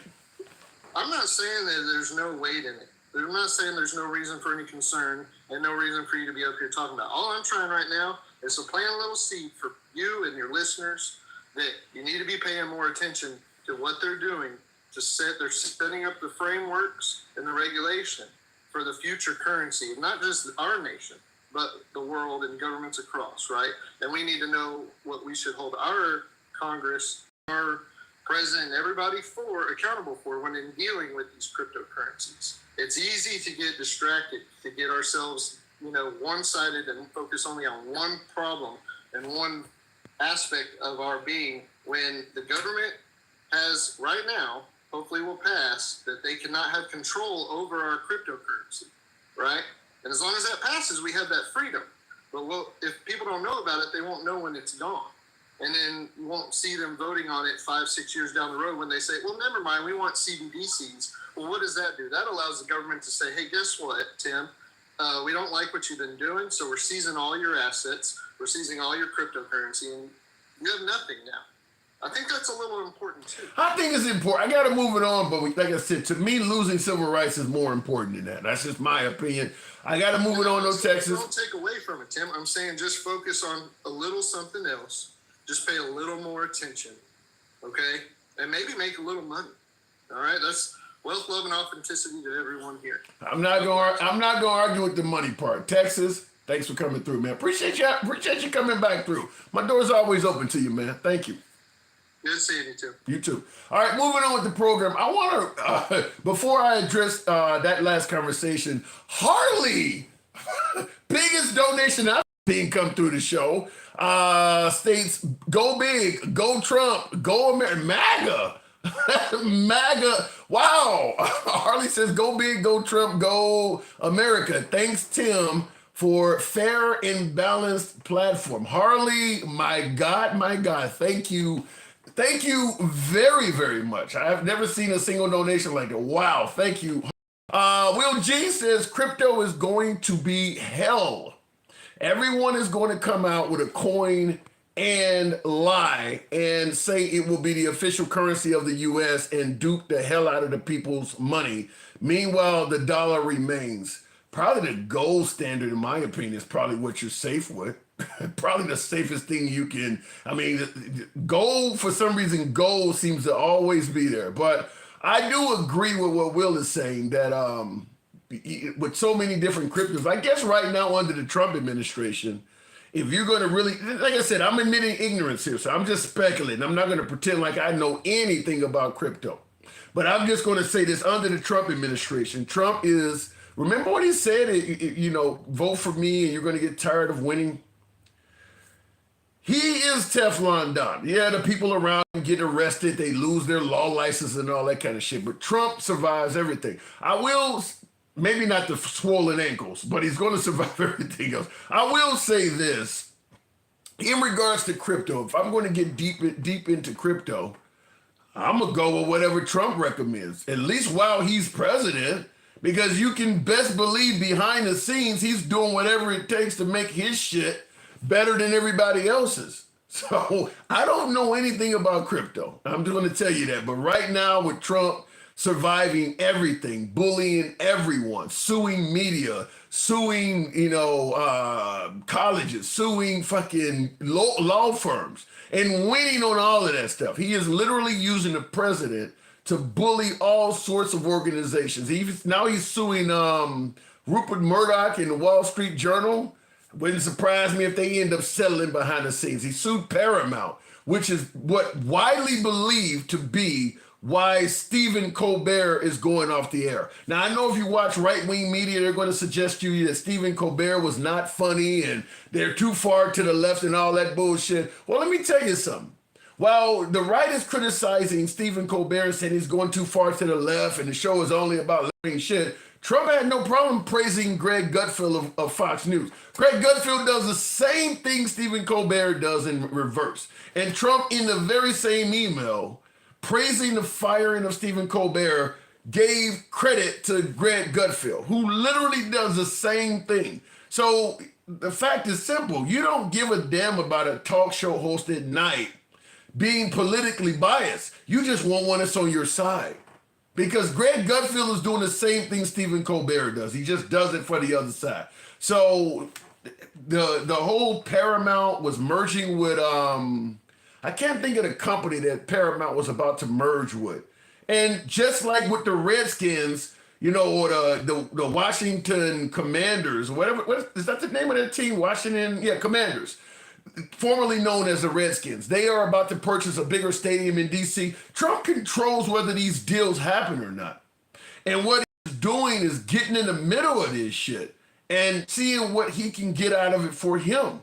If I have to review your deal to see if you can merge with this company or see if you can get a bigger stadium, I'm gonna look at your deal and see how I can benefit out of it. That's fucking corrupt. That is, for all of my right folks on the right side of the aisle that believe in small government and, you know, federal government, not, how the fuck is that okay? The president telling the football team that they have to go back to their old name or he's not going to approve a deal for a new stadium. How is that okay?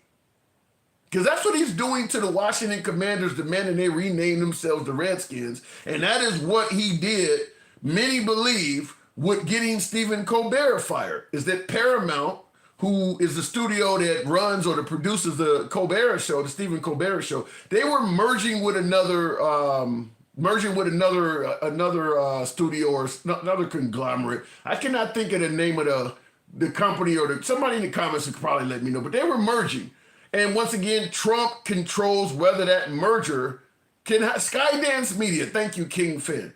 So Paramount and Skydance Media are trying to merge, and Trump gets to say so on whether that merger happens or not.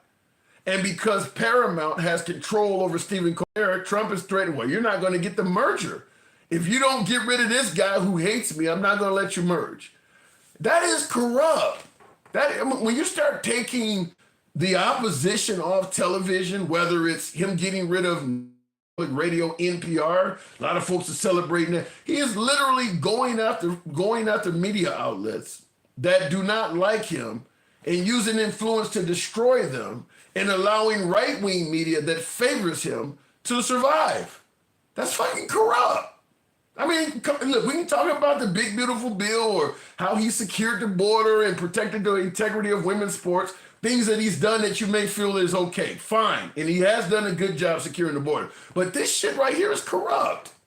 I mean, we're going to end up living in a world where everybody on TV speaks favorably of Trump and there's little to no one that speaks ill of him. That's North Korea. That is fucking North Korea. That's where he is trying to take us right now. And there's enough evidence there where it's no longer a liberal fear-mongering or speculating. There's enough evidence that he's doing that. And the right is constantly saying, yay, yay, yay, we like this. You're gonna get in position where even if you're on the right, like with the Epstein shit, there are things on the right that folks have issues with Trump. You're gonna find yourself in a position where you can't say anything negative about the guy. That's North Korea. That really is. So I don't know how so many people are ignoring him getting involved in deals if the people that are making the deals do not bow to his will. Demanding a football team change their name. How the fuck is that okay? Anyway, tap the screen. And once again, thank you, Will G and Harley. Man, Harley, thank you. Will G says, we forget that Trump duped the hell out of his own supporters when he and Melania came out with their own meme coin. How is that meme? I don't know. Did he really dupe them? How is the meme coin that Melania has and Trump has, how is it doing? I mean, if it's doing well, he didn't dupe them. I don't know how, like I said, I don't get involved in meme coins. So, but I would, if I was going to get involved in it, I would find out where Trump and some of the upper echelons of his administration, what are they promoting? Get into it then and probably get out of it right before they leave office. That's what I would suggest. There's going to be a backdoor clause in that bill that says freedom for me and not for thee. Like I said, right now we got a president. By the way, the entire spiel, the entire rant I gave you on how Trump is interfering with deals, trying to get shit. He's also doing that with the nation of Brazil, by the way. Their former president down there in Brazil is accused by the government of that country of trying to stage a coup and not leave power. They're holding him accountable criminally for that. Trump is punishing the nation of Brazil because he doesn't like what they're doing to this guy who he was quite fond of during his first term. Trump was a big friend, a big fan of the previous president of Brazil. So he's going to punish Brazil by imposing a 50% tariff on all of their country. So that's the only reason he's doing that. He's going to impose a 50% tariff on Brazil because he doesn't like the fact that they're holding someone he used to be fond of accountable for, he's interfering with their system. That's all I'm saying. I'm not saying that what Brazil is doing is right or wrong. I don't know enough about the case. I just know that they believe he tried to stage a coup. They're holding him accountable for it. Trump doesn't want him held accountable for it. So therefore, Trump is imposing a 50% tariff on Brazil in protest. This is corrupt shit. We can talk about the economy and securing the border and things he's done as well, but some of this stuff is corrupt. Which is what the president of Brazil said. He said that Trump is not emperor of the world. I mean, some of this stuff is corrupt, man. I just want to tell you. Well, she says, I remember way back on this show, some jack in the box gave Trump credit for giving the stadium to the Commanders when Trump had nothing to do with anything other than show up at the right time. I do recall that happening myself too, Will. I actually recall that happened. Let me go back to the box though. Wow. Stick the ruler, thank you for holding Stick. Controlling the narrative in the media, and like what my last caller was talking about, real quick, I wanted to comment on what he said. He was a big fan of cryptocurrency and things like that. If it's making him a bunch of money, kudos to him. But I'm not going to turn a blind eye to people losing their civil rights because I can make extra money. This is why I've said on the show many times before in the past, is that I strongly believe if you put money in people's pockets, you could bring back. People would turn a blind eye to any damn thing. This is what the Hispanic community is now saying. We voted for him because we thought he was going to make life easier for us. Even though he's talking about the largest deportation in history. You didn't think anybody that looked like you might at least get profiled? You were so focused on cheap eggs, cheap waivers. Stick, good evening. Hey, what's going on, Tim? I don't even know, man. Losing civil rights for cryptocurrency. What say you? Man, I don't like the cryptocurrency thing because number one, it wasn't regulated to begin with, and now all of a sudden Trump comes in and now he wants to regulate. But before we get to the meat and potatoes of that Jeremy guy with the common sense thing, man. Oh, yeah, I feel kind of dumb right now. I feel kind of like, damn, like what? What did he say? What did he say that you really disagree with? I mean, you asked him about common sense laws. Common sense laws, and if Jeremy was still listening, bro, this is all he was trying to make you understand. Why does a person without any limbs whatsoever that can anything, why do they need that, bro? Like, what was so hard to understand? Why would they need it? You talking about pulley levers and all of this stuff, but then y'all quick to talk about how Democrats talk about crazy left shit. I guess that's crazy right shit. Building levers for a firearm that you gotta pull with your teeth. Oh, man. Listen, let me just. What am I listening to, Tim? Well, fact is, some people like, we have these conversations. There is a back and forth to it. It is a debate. There's a skill to a debate or an argument of sorts. Some people just don't like to they don't like to feel like maybe they're losing a debate or something. And I'm not always here to win. I learn from you folks just like some of you folks may learn from me. But when you start talking about a blind person building a system of pulleys to use their teeth to fire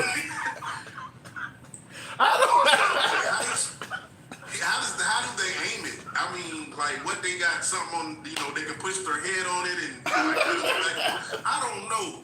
Like, what? I'm just saying, it was a moment, Tim, that I lost brain cells. Yeah. I really did. I lost some because I was so confused. I didn't understand why he didn't understand what you were saying. Like, he went on this total... if sharks are in the water, he was just not going to. It was one of those moments. He was just not going to concede the fact that there's any legitimate reason for preventing a blind person with no limbs from holding a firearm. He could use his teeth to shoot your ass. Like what? Like anyway, So I mean, I get it, Tim. I mean, the show is very entertaining, but. Like, when they come up and, they say stuff like that, Tim, it's just kind of like, man. Well, hold on 1 second for a minute. Hold on 1 second for a minute, Stick.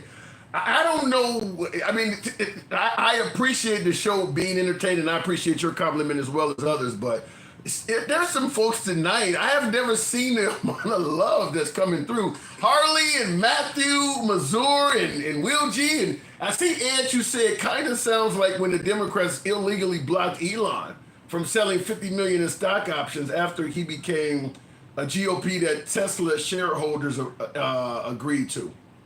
I don't know why they did it. I don't know the story behind that, Ed G. I'm not disagreeing. It probably did happen. I'd have to hear the Democrat play for why they did that. But, wow, some of you folks tonight, I don't... Go ahead. Guess what, Tim? With that being said, y'all don't like him anyway. I mean, so you saying that to throw it out, it's just like you saying, well, Obama deported more people. Yeah. Like... That's what you want. You want the deportations. And when Obama did it, you didn't say anything then. So why you saying something now? You didn't say anything about when they did it then. It's just coming up because Trump did it, right? Yeah. Well, but they're gonna push back and say the same thing when Obama was separating kids in families and putting kids in cages. The liberals. And guess what? Guess what? It only came out after it came out that Trump was doing it. Yeah. Then they want to look back and say, well, Obama did it. Well, Obama did it, but why wouldn't y'all say nothing about it? Y'all That's a great saying something about what Obama was doing to the kids. That's a great point, and that is true. Is that when Obama was doing that, and there were some people who protest because I put pictures of people doing it, but most Americans did not know Obama was doing it. One reason being Obama didn't go on TV and brag about doing it, and the other reason is what you said. The right was not really criticizing him for doing it. No, they wasn't giving him his kudos for the numbers that he put up. He didn't get any recognition for that. No. You know, they gave it to Tom Homan, or the same dude that's doing it for Trump right now. They gave him the credit, but then it wasn't loud like it is now. And then he's doing less numbers now, breaking laws now, and Obama didn't do any of that. He didn't need masked men running up on people with no ID, not telling them who they are. Like, Yeah. okay, I'm really surprised. I'm gonna be honest with you, Tim. I'm gonna be honest with you, Tim. You can't do that in certain neighborhoods. What, run up with masks on? You got ice on the front. I'm just telling you what it is, Tim. You got people that want all the smoke. You got people you're gonna run up on that are veterans with PTSD, and they're gonna give you that Rambo shit. It ain't. I want to agree with you, but when you look at how heavily armed ICE is, Trump is giving them access to AMRAMs and military vehicles, even in areas where people want all the smoke. I think that if ICE comes through the neighborhood and they start doing illegal shit or doing things that are wrong, and some veteran or some gangbanger that don't like it decides to pop off and take out a member of ICE, just gonna respond by sending quadruple the number of ICE in there the next day. Trump is escalatory. So Trump wants to win. So if somebody decides to go after ICE, Trump wants to win. He will go after the whole neighborhood, kind of like a mob boss or somebody. If you mess with me, I'll take out your whole family. And guess what? He probably would. But guess what? They already in that predicament. They don't care. These little young YNs, that's what we call them, right? These little young YNs, right? They don't care. So yeah, do that if you want to. You trust me. They're gonna lose people just like we're gonna lose people. September 2nd. September 2nd, mark the day. If you're saying that these young YNs, young Negroes, for lack of a better term, if you're saying that they want smoke and they're gonna mess with ICE if ICE messes with them, mark down the date September 2nd. As of September 2nd, I think a judge. Let me correct that, because a judge stopped Trump from doing it, but he had made it so that all of the Haitian migrants that are in this country under TPS, which is like 500,000 of them, had to be out of the country by September 2nd or they were going to become a fugitive. And that means Trump is going to be going in black neighborhoods getting them. But a judge suspended that. A judge blocked Trump from doing it, I think, last week. So they don't have to leave by September 2nd anymore. But he wanted them out by the 2nd of September. In fact, TPS has a certain time frame. It's only temporary. But what Trump was trying to do was shorten that time. And the judge, I think they knocked it out till February or something like that. Well, check it out, Tim. Again, Haiti is a rebel country.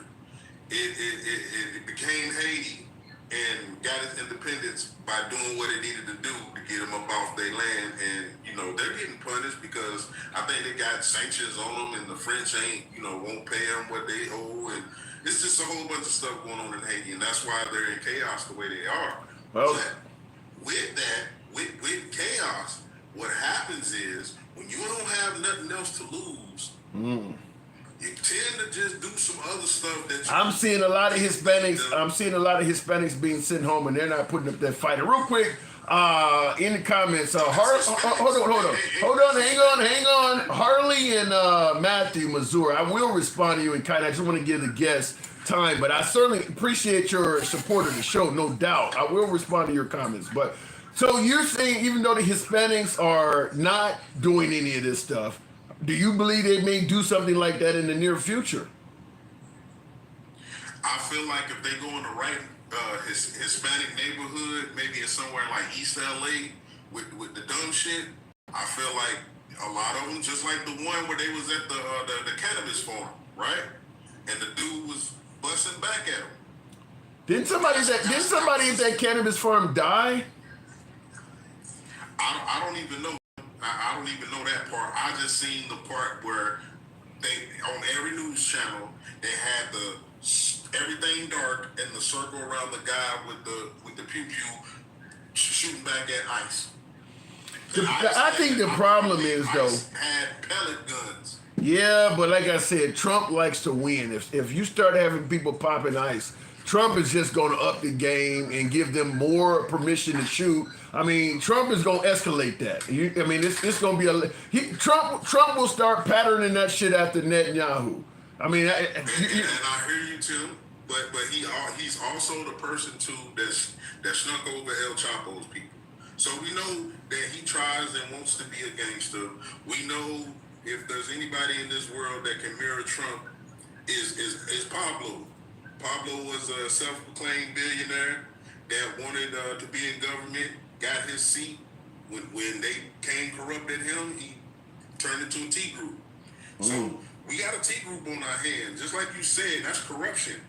Yeah. All of that stuff he's trying to do towards another country and being in their basic elections and however they're trying to handle their business. I mean, he was doing that to Zelensky for a while too with the perfect phone call. That's why he was threatening. That's why he originally halted aid to the Ukrainians. He was pissed off with them cooperating with the liberal government in this country. So again, it's in our face. We see it. It's just the people who actually have the majority and the power to say, you know what, we can hold you accountable, they're not going to do it. They all are cronies, they all are do boys and do girls, and they've all sat in their laps. Including Pam Bundy. Yeah, they was all sitting in the laps of Trump and Epstein and anybody else. So should we go ahead and get him in a crown and all bow down? No, we shouldn't do that. But what we should do is if you are a United States citizen and they come at you, hey, it says we're supposed to defend ourselves since a government that's terrorizing and tyranny. We're not supposed to allow that. So if your representation, which is the House and the Senate, won't get their ass right, and they come to you and you know you got every right to defend yourself, do it. Because we just had somebody down here in Jacksonville on a minor scale with the police. He was sitting in his car. I wanted to do a live on that. I am aware of that. The guy, they claim he didn't have his headlights on and fog or something. But I will say, I know Gangster Grandma in particular would say I'm fluffing on this, but I do believe, even if it's wrong, if the cops tell you to get out of the car, get out of the damn car. All of this, why you pull me over? Look, I'm just gonna tell you, you're not gonna win that argument on the side of the road, even if it's a bullshit stop. Get out of the car. Listen, Tim. Once that man said, "Can I speak to your supervisor?" Just like saying, "Can I talk? I don't want to say nothing till my lawyer get here." Lawyer, you know how people can just say lawyer, and then it's the same thing. Yeah, but you gotta Stick. You gotta read the room, man. If you know if you're talking to somebody who's gonna follow the law. Tim, I ain't trying to hear no excuses about this, because this is the law. This is the law, Tim. I asked you, as a citizen that has rights, that is a United States citizen, to please go get your supervisor. Everybody should have been doing what they were doing in the video, standing around looking stupid, waiting on the supervisor. I don't know if they have to do that. I mean, if you get pulled over doing a traffic stop, you're saying that anytime you pulled over on a traffic stop, you can demand that the cop supervisor show up. At any point, you can say, "Can I speak to a supervisor? Can you call your supervisor?" Here? And they can't say no. And they can't say no. Just like they have to tell you their badge number, their name and their badge number, all of that. It's the same thing. It falls up under the same category. I didn't know that. I didn't know that. So if we're gonna tell the citizens to go by the law, so does the law. They need to go by the law. I did not know that. That's just real. Yeah, I didn't know that. That's just real. I did not know that. I got to move it on, though, Stick. That's a whole different conversation. I thought about coming over here and discussing that. If you and I had talked about it earlier in our conversation, I would have covered it more. But Stick, appreciate you coming through. Yes, sir. Have a good one, Tim. Same. Always a pleasure. Real quick, I do want to continue. Harley, thank you. Wow, this is crazy. Harley and certainly Matthew as well. The government did not cause my success and wealth, says Harley. Hard work, dedication, and loving and serving God was the key. Well, I'm not going to get in the way of religion. If your deity directed you to success, health, peace of mind, whatever the case may be, that is, I can only suggest, to continue that is a good thing. In regards to the government not causing your success, no, if you work hard, but the government can prohibit success. They can get in the way of it. I mean, they absolutely can get in the way of it. But thank you for sharing a small amount of your success and wealth there, Harley. Thank you for supporting the show. Absolutely appreciate that. And the same to you, Matthew Mazur. Something Gaming Nation, Solivents Gaming Nation says Trump setting up ERS to prevent mass de-dollarization. So what are you saying there? He's setting up something to prevent a mass exodus from using the dollar? More than 60% of US dollars overseas, what happens when it's dumped in exchange for goods? Hyperinflation. I can see gold revalued and start backing new treasury bills to keep rates low. Now I know BRICS, he mentioned BRICS, because they're trying to get away from the US dollar. So I have heard, even though I'm ignorant on some of this stuff, I have heard some of what you're talking about, Matthew, because Trump did say he was going to impose, I think, 10% tariff on all BRICS nations.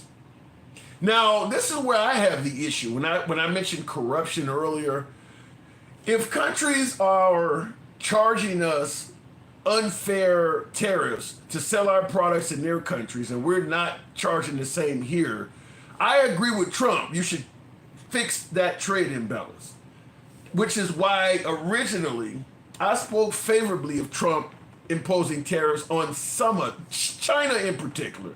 I don't think he should be imposing tariffs on Madagascar and some of these nations, but China in particular.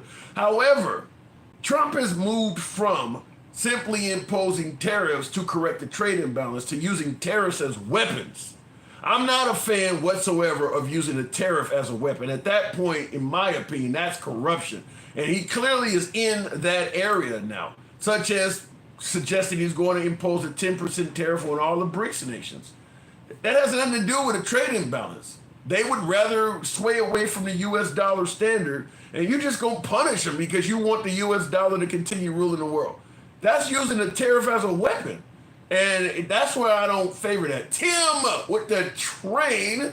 Shout out to you. Thank you very much, Tim. Unbelievable, you guys tonight. Wow. But looking in the comments, moving on. Yeah, I'm not a fan of using tariffs as a weapon. Trump is, in my opinion, and this is where you guys can disagree with me, and when I say I run an uncensored program, I mean it. By the way, we 70,000. Make tap the likes, tap the screen, get the likes up to about 70,000. Take the next caller at that point. I'm not a fan of, remember he told Sean Hannity, I'm going to be too busy making America great to focus on retribution. Boy, did those words not age very well. That is like every other day he's doing something that is out of revenge. Now we're talking about locking up Barack Obama and going back to Hillary Clinton's emails. Remember he made that promise to Sean Hannity when Sean Hannity asked him, people were saying you're going to be about retribution. And he said, no, I'm going to be too busy making the country great to do that. He lied. There's no denying he lied. And of course, if you're on the right side of the aisle, if you're MAGA, you like him going after the people you think are bad for this country. Fair enough, but he said he wasn't going to do it. He said he was not going to do it, and he clearly is doing that. He is going after colleges. I mean, he's going after media outlets. He's going after law firms that work with Mueller or Jack Smith. I mean, he's literally is going after every perceived enemy he's ever had. So he promised not to be about retribution, got elected, and became a president of extreme retribution, which is probably why you don't even hear many members of Congress criticizing him at all, even on the right. Hell, even Dan Bongino and Cash Patel, they're starting to change their tune even on the Epstein shit. I mean, retribution is everywhere. People are scared to speak or say any damn thing because he will hit you and go after you. Yet he promised he wasn't going to be about retribution. Barack is a deflect from Epstein. Okay, and I agree with that. I believe Barack Obama was a deflect as well, but it's still threatening retribution. It is threatening. You believe that Barack Obama has something to do with the Russia case, and you want to take revenge by accusing the guy of treason. He just tweeted out a picture, took to social media, I think they call it a truth on his network, posted a picture of, an AI picture of Barack Obama being taken into custody. They're sitting down, I think in the Oval Office or something like that, and the authorities walk up and they put Obama on his knees and put him in the handcuffs, and then the video shows Barack Obama behind a cell, incarcerated somewhere. Trump sent that out. That came from Trump. So now he has sent out a picture of Barack Obama being taken into custody, and also a picture of Joe Biden hog-tied in the back of a pickup truck. It's come from the actual president of the United States. So just want to say, when folks talk about Trump derangement syndrome and wonder why people don't like Trump, that ain't got nothing to do with making America great again. That's just done to make people don't like him, to make people not like him. And it's working, by the way. It is working. Angie says, Dems, we the party for higher wages, but we also get caught with hundreds of illegals in... Wait a minute. Okay, Angie, you're saying the Democrats are claiming to be the party of higher wages, but they're also the party that get caught with hundreds of illegals in paying them way below minimum wage. That doesn't help keep wages low. You're saying the Democrats are getting caught with hundreds of illegals that they're paying them way low. Where is that happening at? Where is the Democratic Party responsible for hiring illegals and paying them way below? I'm not aware. In fact, I'm under the impression they work for hotels, construction sites, farms. You're pinning all that on Democrats? Explain to me how the Democrats are doing that. I think Americans are doing that shit. Americans are exploiting them for cheap labor. It's not just Democrats. Let me make sure I didn't miss anything here. Yeah, okay, the government did not, okay, I saw that from Harley. Yeah, thank you, Harley, and others. Wow. Real quick in the comments before we move on. Are we at 70,000? Tap the screen, get the likes up. Donald Trump hotel, casino, and golf course. What about it? But Republicans use that weak-ass argument to justify deportation. The thing about it is, if we get rid of these immigrants, I don't think U.S. salaries are going to go up. I get that they're supposed to be taking American jobs and all this shit. What's going to happen, we'll get out the immigrants that we don't want here, get the numbers under control, maybe reduce the fear of replacement theory, which I believe is what this is all about at the end of the day. And once all of that is satisfied, we'll bring in just enough of them to do the job and continue paying them shit wages.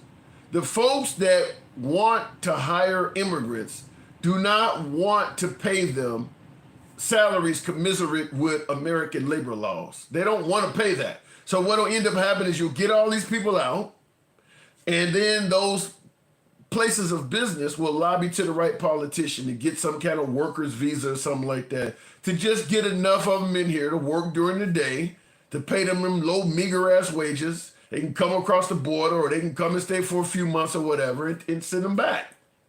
You're not going to see Americans benefit from that. I just don't believe that. I don't believe a bunch of capitalists are going to let Trump cause them to pay more for their employees. Trump is a capitalist. As opposed to paying my employees more money, I would rather get together with a bunch of other capitalists and pay Trump off to get off our fucking backs. Because Trump can be paid off. Trump can be bought. So if he's fucking with the farms and taking away my cheap labor, then I would go around and talk to other farmers and say, what do we got to do to pay this guy off and get him off our back and allow him to, and cause him to pass a law that we can bring back our cheap labor? Trump can be bought. I think Elon Musk overwhelmingly proved that. Elon Musk proved that beyond a shadow of a doubt. Trump can definitely be bought. So that's what you would have to do. And that's the next politician is going to be able to be bought too. Calling the Trump derangement syndrome is a lazy way to avoid addressing the actual facts. Criticizing criminal behavior isn't deranged. It's civic responsibility. I agree with that, 100%. John Wingate says, you so crazy. Sounds like something out of the 90s Martin Lawrence TV show. You so crazy. All right. Tap the screen. Are we at 70,000? We'll take the next caller there. Keep up the government bailed out farms in the past, still struggling. Well, like I said, journalists in this country are going to get their way. The 1% is going to get their way.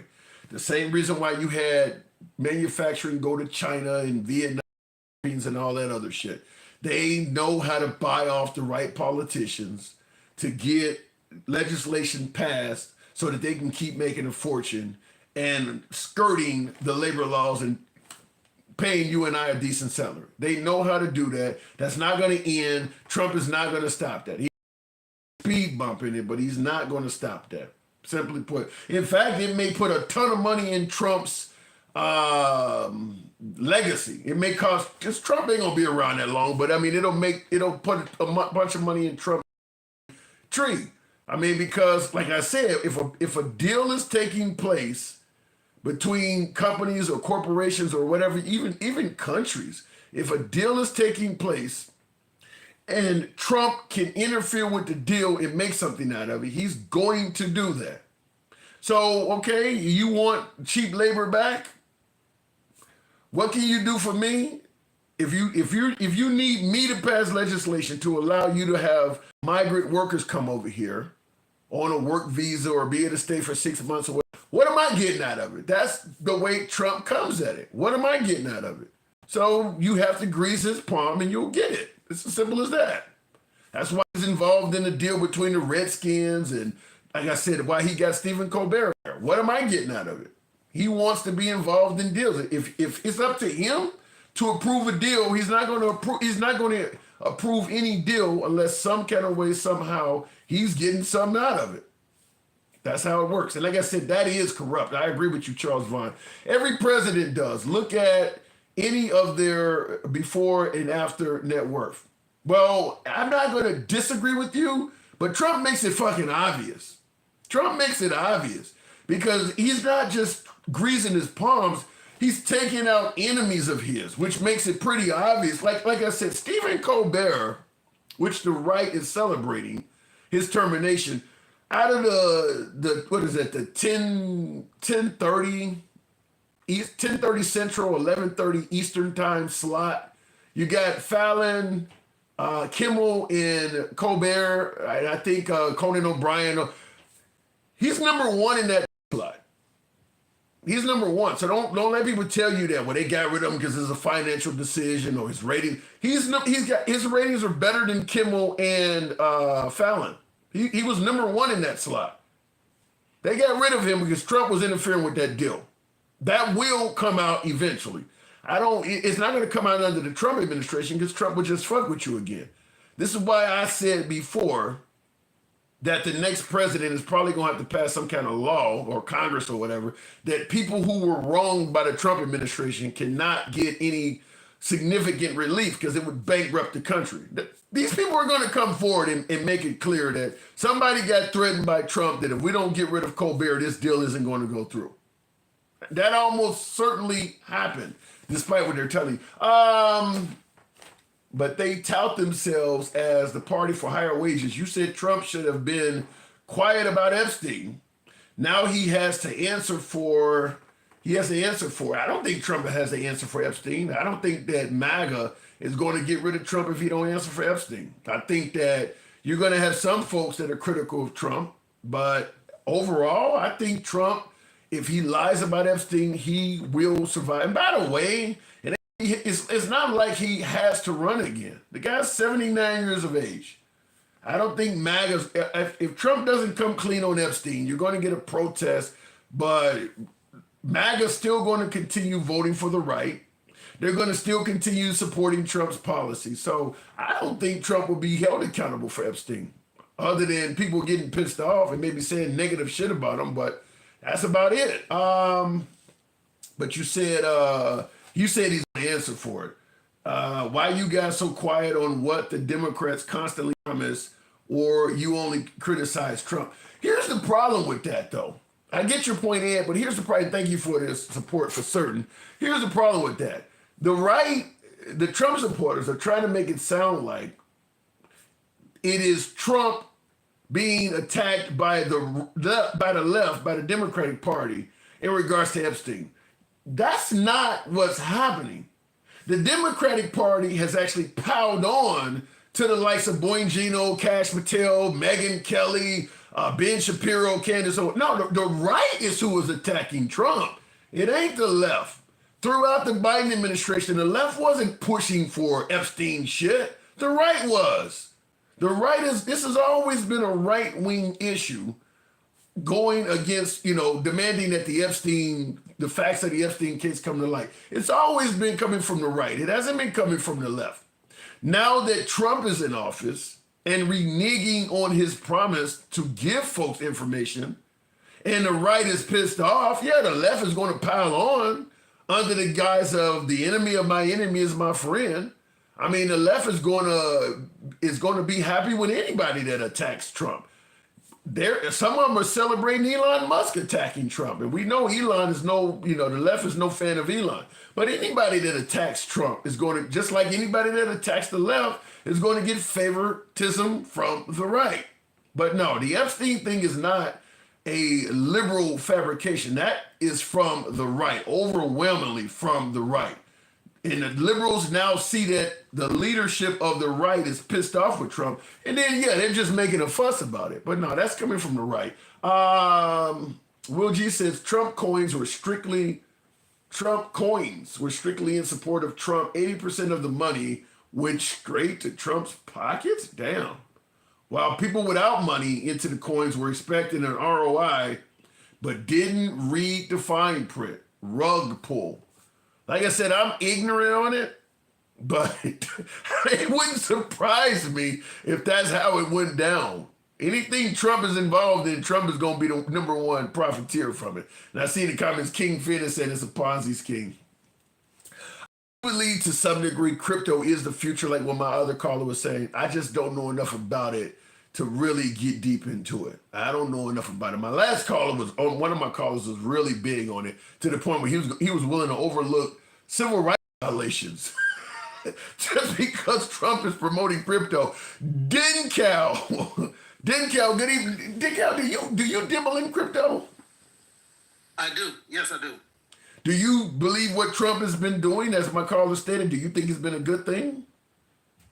No. What people don't understand, he's talking about all these laws that are being passed. The only thing that that's doing is trying to control crypto, because they don't want crypto to really be a currency, because you can't control it. America, we can control the dollar. They don't want nothing out there that can be transferred with no accountability. So what you're saying is he is essentially trying to remove the primary benefit of crypto. The fact that it's crypt, that you don't know what's going on. He's trying to remove that and make it right. It's called what is it? Decentralized. Right. So nobody has control. That's what it was. The original purpose is. But the government in America now, what he's trying to do is he's trying to create a way that we can control it, and we can have, we can have say on how it's used. That's all they're trying to do. And why he would, one thing that really bothers me about people like that is how they can compartmentalize. They can compartmentalize things that's beneficial for them and just be like, fuck everybody else. That's exactly what he was doing. But I will give him credit for one thing he said. Now, if Trump is trying to do what you just stated, and I kind of agree with that, where he's trying to make crypto regulated because we might lose control of the dollar being the standard. If he can start standardizing and having worldwide control of crypto, it would continue to ensure America is one of the wealthiest countries on earth. He's trying to control the world currency. Right now, with the dollar, we already do that to some degree. So what he's doing while being corrupt, I mean, it would benefit this nation, would it not? No, that's not how crypto was invented or set up to be. It was actually invented to be exactly opposite of what people are trying to use it for or trying to control it. There are countries that have been using cryptocurrency as like their main, their main dollar for years. The problem is with cryptocurrency, it's volatile like the stock market. So when Trump is trying to make, he's trying to use cryptocurrency, or he's trying to use Bitcoin as a store of value. It can't be a store of value like gold, because gold is something physical. Yeah. And you know what I'm saying? Whereas crypto is just, it's value. That's why I don't. That's what makes me not understand crypto. And it's kind of, I mean, like you said, it's not something tangible. It's not something you can touch. It ain't like paper money. It's not like precious metals. And I mean, like, you're putting a ton of money in something that is really just zeros and ones. It's just digital. Right. And what people don't understand is Bitcoin goes on a cycle where it's a 4-part cycle. It's like 4 seasons. I'm not going to explain all the stuff.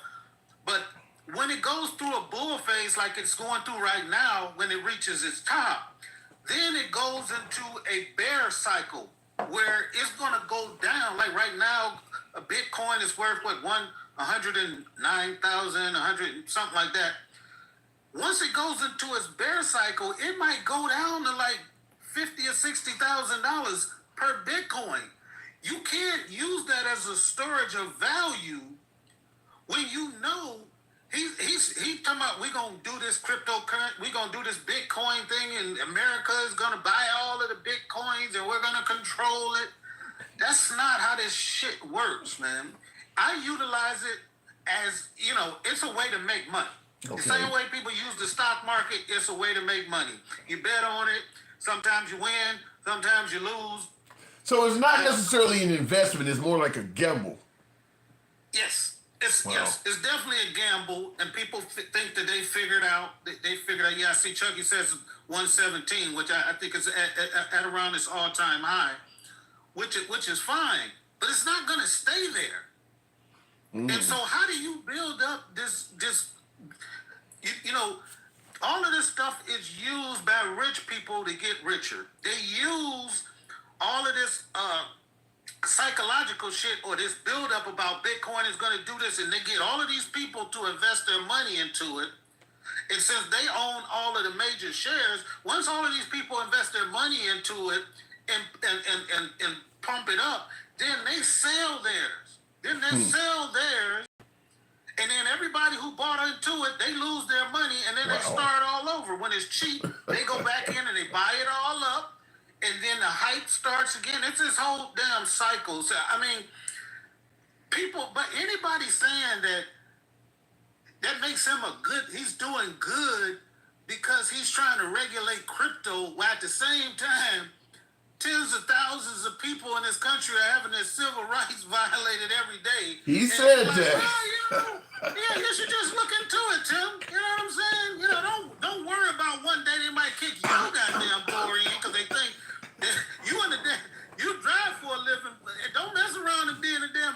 Right. You might look like some of them. Yeah, he did say that too. I'm like, you talking about literally they're taking away people's civil rights, but he said that you could have a president that's taking away people's civil rights and still be a good president.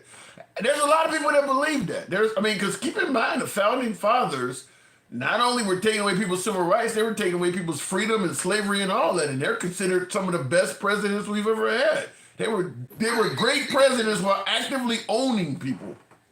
They got their name all over the schools and stuff our kids go to and everything. And when we say something about it, they say, we trying to get rid of history. We just saying, no, don't flaunt the damn, don't flaunt my, it's like a young girl saying, don't flaunt my rapist's name. Don't put his name, on my school. Like, I don't want to see that every day.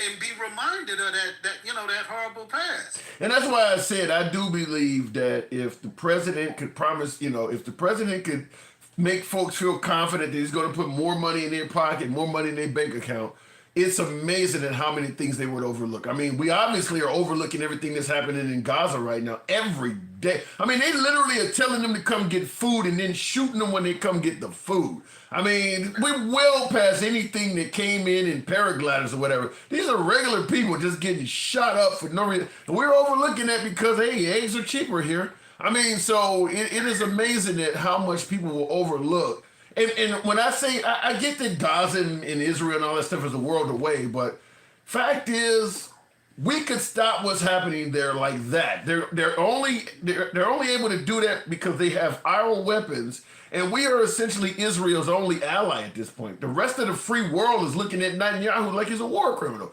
So, but yet, because you're reducing the price of eggs and gas is a little cheaper, people turn a blind eye to anything. Right, and well, first of all, he can't control the price of eggs, but I get it. You're using it as an analogy, but to say that it's a world away is no, because it wasn't a world away when it was Ukraine. It wasn't a world away then. It was. These are my tax dollars. When they say that these people is getting shot at these aid stations, that's mine and yours and everybody in here tax money going to the bullets that's killing these kids. Yeah, I don't get that. Now I know Israel's on a war path. That's a problem. But I thought Israel was at least paying for the shit they use. We giving it to them. We give them. What the fuck? We've been having a regular. I don't know what you would call it, but we give them aid basically of around $3 billion a year annually, free. Just give it. This is all military stuff that we give to them for free. And if they have any issues, or like right now where they using up kind of the stuff we give them, then they get to get more stuff on forgivable loans. So they saying that they paying for it, but Trump just turns around and says, nah, it's forgivable, just like the PPP stuff. Like, yeah, you could just have it. But the problem with that is it's one of those things where we can't just blame Trump because Biden was pretty much giving them a free pass to do whatever they wanted as well. I mean, you don't hear too many liberal Congress people complaining about what Israel's doing either. Yeah, nobody's saying like the Democrats aren't too. Yeah. The issue was when this stuff was popping up at the end of Biden's term, that we started to see a slight shift where he started saying, no, I'm not giving you certain weapons. And Kamala Harris was coming in there saying that she was going to start slowing down. Yeah, he was losing the Muslim vote in places like Michigan. They're interrupting rallies, yelling genocide, Joe has got to go. But I don't know what those folks thought Trump was going to do because they voted for Trump. Like, the Muslims in over there near Detroit, large Muslim population over there thinking that the Biden administration was pro-Israel and not helping out the Palestinians. Like, what do you think Trump is going to do? And they voted in Trump. Yeah, I grew up around 10 minutes away from Dearborn, in Detroit. I know that area well. And, it's kind of crazy that, like, the Muslims have always been skeptical of, like, government, like the government in general. So to see them like kind of take to Trump like he was gonna be something different is kind of weird, man. Well, I will say this about one thing I will say about Trump, whether you know, regardless of what actually happens in the end, dude is a great salesman. That dude can tell you something and people believe it. Like I said, I've been to a couple of Trump rallies and he had me standing up and applauding the couple. I mean, you can feel when he says stuff, you leave them rallies feeling a certain kind of way. That guy really knows how to relate to people. He knows how to, when you're trying to holler at a chick, you're trying to say what you think she want to hear. He's great at that. He is outstanding. He knows what you want to hear. He may not have any intention on delivering at all, but he know what you want to hear, and he gonna check off all of them boxes. He knows how to talk to the people. Right, but I'm saying when people have deep-rooted like apprehension, it don't matter what. That's like how it went for the black women in the thing. Like he was saying the same shit to the black people. He was talking about the Mexicans stealing y'all jobs. I've been the best thing for y'all since Abraham Lincoln. And he peeled off about 10 more percent. But think about what he said. Think about what he said. You know, the African American community often thinks that the government is racist and they're based on white supremacy. They don't look out for the black man. That dude got up there and said, vote for me. What the hell you got to lose? The Democrats ain't done shit for you. That resonated with a whole lot of black people. I mean, like I said, he don't have to intend on delivering. He knows what to say. He knows how each group feels, and he knows what to say to score those points. I can't necessarily argue with that, but I think, this show, I think you're having a breakthrough with some of these people because you speaking nothing but the truth, and these people are coming out and saying it like they just really, some of them just don't really give a shit about human beings and shit, and they thinking that they about to be rich, and they thinking about just because he made some laws on crypto, somehow that guy think he about to be rich. I'm serious. People think that when you're getting rid of these folks, it's gonna create jobs. It's gonna make America crime free. I mean, people buy into what he's saying. He is a really good salesperson. Manufacturing is coming back. Yeah. They building all of these plants, and you go to Michigan right now. They closing down plants and shit. They moving shit. And they steady. They see that like it's not true, but they just I don't know. It's like the guy knows how to talk to the public. Just simply, I mean, he don't run. I don't know. At some point, it's not about just say. Because they can like see it. Them people. But if you really, but then Cal, you ever had a chick that, I don't know, it's just she know how to drag you on. She ain't got to give you nothing. She leave you thinking that if you come tomorrow, you're gonna get some. I mean, he don't have to deliver. He just leave you thinking that if you continue to ride with me, you're gonna. I mean, I got people that are telling me now Trump has 3.5 years to get the Epstein list out. Just ride with him. He eventually gonna do it. He playing chess. I mean, he knows what to say to keep you holding on, like Simply Red says. I keep holding on. He know what to do to make that happen. So what do you think is gonna happen to them people that's down there? Where was that at? Where the Haitians was at in Ohio? Yeah, Springfield. In Springfield, what do you think that them after they get all of them Haitians out of there? You got all of these white folks that don't want to take the jobs. You got the meth heads. You got all of these people that's on Medicare, getting food stamps. He done took all of their shit away. And he done told them if you just get rid of them Haitians, we can get back to being a good old country town again. And they believe that. They believe that the Haitians are causing accidents in that town. They're eating up their pets. I don't know where that's coming from. I don't know what'll happen if he gets all of those folks that are working those jobs. I don't think that the public at large in that state is going to do it. And it's not like there's going to be a whole bunch of people migrating to Springfield to do those jobs at the Haitian pay rate. So I don't have an answer for that. I mean, he may end up some of Trump's deportations probably are going to shut down some farms, some businesses, some hotels, some construction sites. Some people are going to lose their businesses for what he's doing. All right, and on that note, about the farmers, what people, and I know the MAGA will not look into it, but this new thing he talking about, he talked to Coca-Cola and they gonna go back to pure cane sugar. You heard that? No. No, I have The not. leaders at Coke, and they gonna go from the high fructose corn syrup, they gonna go back to making Coke with pure cane sugar.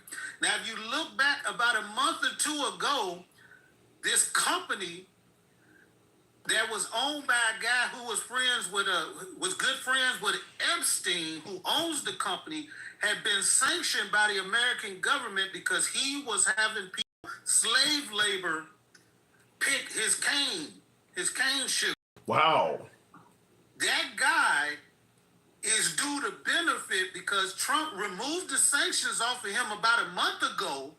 Now he's saying that they're going to pure cane sugar. So all of these farmers that's producing all of this corn for the high fructose, sorry, it's hard to say it. Fructose, yeah. Yeah, high fructose. All of them farmers who've been producing all of this, corn syrup, are about to be put out of business. So this one guy who owned all of the damn pure cane sugar, and I bet you a dime to a dollar, he's probably one of Trump's biggest donors. Yeah. That's exactly what's happening. He's doing it for America. The guy is transactional. I got to move it on Dick Cal, but yeah, you best believe no deal. What did the guy say? No deal goes, a nickel bag is sold in the park I want in. That's Trump. That is Trump. A nickel, I don't care what you're doing. If I have to approve it, I get something out of it. What is my cut? He pretty much is running the country like a mob boss. Any deals that happen in this neighborhood, I get a cut. And the neighborhood is the whole fucking country. Any federal deals that happen, if I gotta approve it, what's in it for me? That's the way he's looking at it. Not in terms of is it best for the country or whatever. What is in it for me? And that's what we're dealing with for at least. Stevie D, I do understand that fructose corn syrup is bad for you. I do understand that. But Trump is not doing it because he gives a shit about your health. No, he's doing it for profit. Cal, thank you. Appreciate it. All right. Real quick in the comments, and tap the screen, folks. Get your boy on up to it. We might be to reach 100,000, but 90,000 would be certainly possible. Almost 200 of you folks in here on TikTok alone, not to mention all other platforms. By the way, if you enjoy this type of dialogue, all sides of the aisle, we do not block, ban, or censor. We never have. We have no moderators. That's how the program is ran. You can be, what do we say? We go left of Bernie Sanders all the way down having dinner with Q. You can be critical of anyone on this program, up to and including the host. It's all about free speech here. If you enjoy this type of open dialogue from all sides of the aisle, feel free to follow the program if you happen to be watching live on TikTok or Instagram. If you're on YouTube, give your boy a sub. We try to be here most weeknights. Understand you're going to hear opinions from all sides of the aisle. If you want to be heard, come on over to Instagram or TikTok. Some nights we're on Clapper as well. We do have a Rumble account. I got to figure out how to work it out. But if you have any of it, all of them under the same name, the Handsome Liberal. All of those under the same name. But real quick, you know how the program is ran. We don't block, ban, or censor. We are MAGA friendly. Always have been. Always will be. Nevertheless, as you can tell, liberals are welcome as well. And G says, if the Democrats were doing such a good job for black people, and the GOP was so bad for them, it shouldn't be that easy to have them switch their vote. That's true. That is a good point. There's a lot of people that are of color that say the Democrats don't do shit for them. You see some Democrat cities, there's a lot of African Americans that live in poverty in Democrat cities. So it shouldn't be that easy, you're right. But what ends up happening is the Democrats think that the African American community think that the Democrats ain't doing shit for them. And they say, well, fuck the Democrats, I'm gonna vote Republican. And then you get a Republican in there and it's even less. It's even less. You can look at Trump's administration. There's not one black person is on his administration.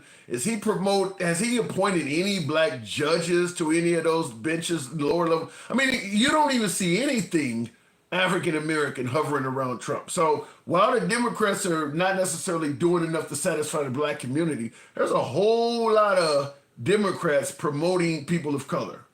I mean, whether we're talking about mayors, whether we're talking about city council, I mean, the overwhelming majority of minorities from the black community are getting their jobs through the Democrat Party. You run for office as a Republican, as a minority. You don't see as many of them now. You don't see as many of them there. And then also, as I often state, if you were to put a decent data sample, let's say 10,000 African Americans, you put them in a auditorium or something, town hall style, and you have them all come up collectively. I need the 5 most pressing issues you believe are affecting the African American community. You put 10,000 people in a auditorium, town hall style, and let them all collectively come up with the most 5 pressing issues they believe is affecting the African American community. The Republicans are probably on the opposing side of all those issues. I mean, just think about what you hear African Americans complaining about, and think about how Republicans generally respond to what they're talking about. Just think about it. You hear black people complaining about shit all the time. Think about the Republican response to what they often complain about. Some of that's going to come up in those top 5 I just talked about. When they have to come up with top 5 issues that are concerning them, some of that stuff is going to be in there.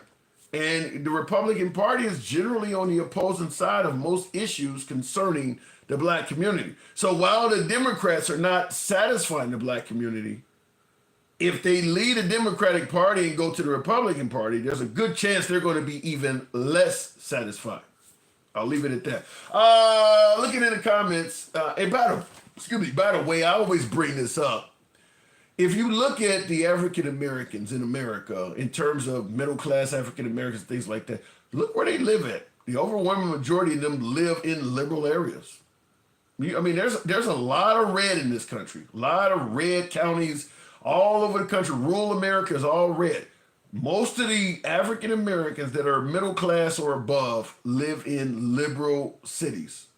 They don't live in, if you look at the map after a presidential election, most of it is red, except for the big cities. Most of that map is, most of the African Americans that are doing well, they don't live in that red stuff. They do not live in that red stuff. Looking in the comments here, now Clarence is Gary. Clarence Thomas, somebody talking about? We left the Lincoln Party because Lincoln left. Damn, that's a great way of putting that. Let me go back to the box because we don't like getting lynched. Jesus, you guys are harsh tonight. Dems have been reactive for decades with a lack of meaningful long-term strategies politically, despite meaningful efforts. GOP are better and more consistent sales messaging. Well, but like I said, being a good sales messenger isn't necessarily that great if you don't deliver.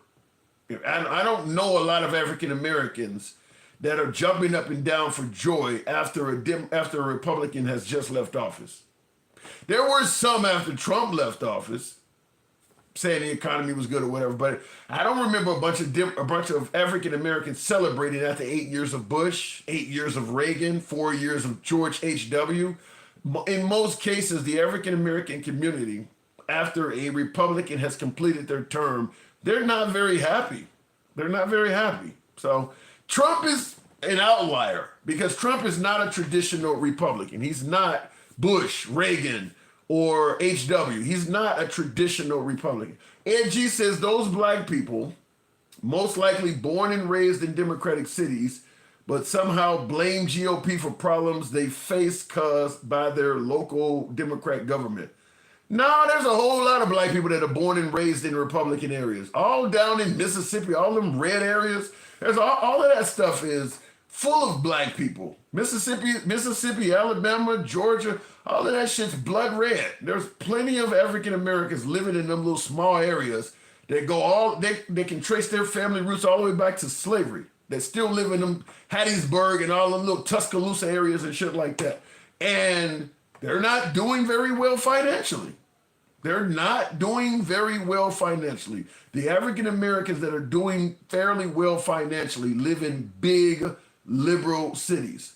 Even in the South, Houston Atlanta, you'll find plenty of them, maybe in Dallas. Then, of course, up north, Chicago, Philly, DC, you start finding brothers that are making real money that's got property and housing and shit like that. But if you go in rural Louisiana, there's plenty of black people that lives down there in those Republican areas. And they live in very poor. They don't have a lot. They're struggling to get by, working at the only Dollar General in town and shit like that. They're struggling. You find people of color, particularly in the black community, that are doing living a decent middle class or above lifestyle. It's in a liberal city where they live in. Let me continue on though. Don't vote, nothing changes. I don't agree with that. You're telling people not to vote at all? I don't buy that whatsoever. Let me go back to the box. Tap the screen, get us on up. We might be to reach 100,000. We're getting close. Tap the screen, let your thumbs not be lazy.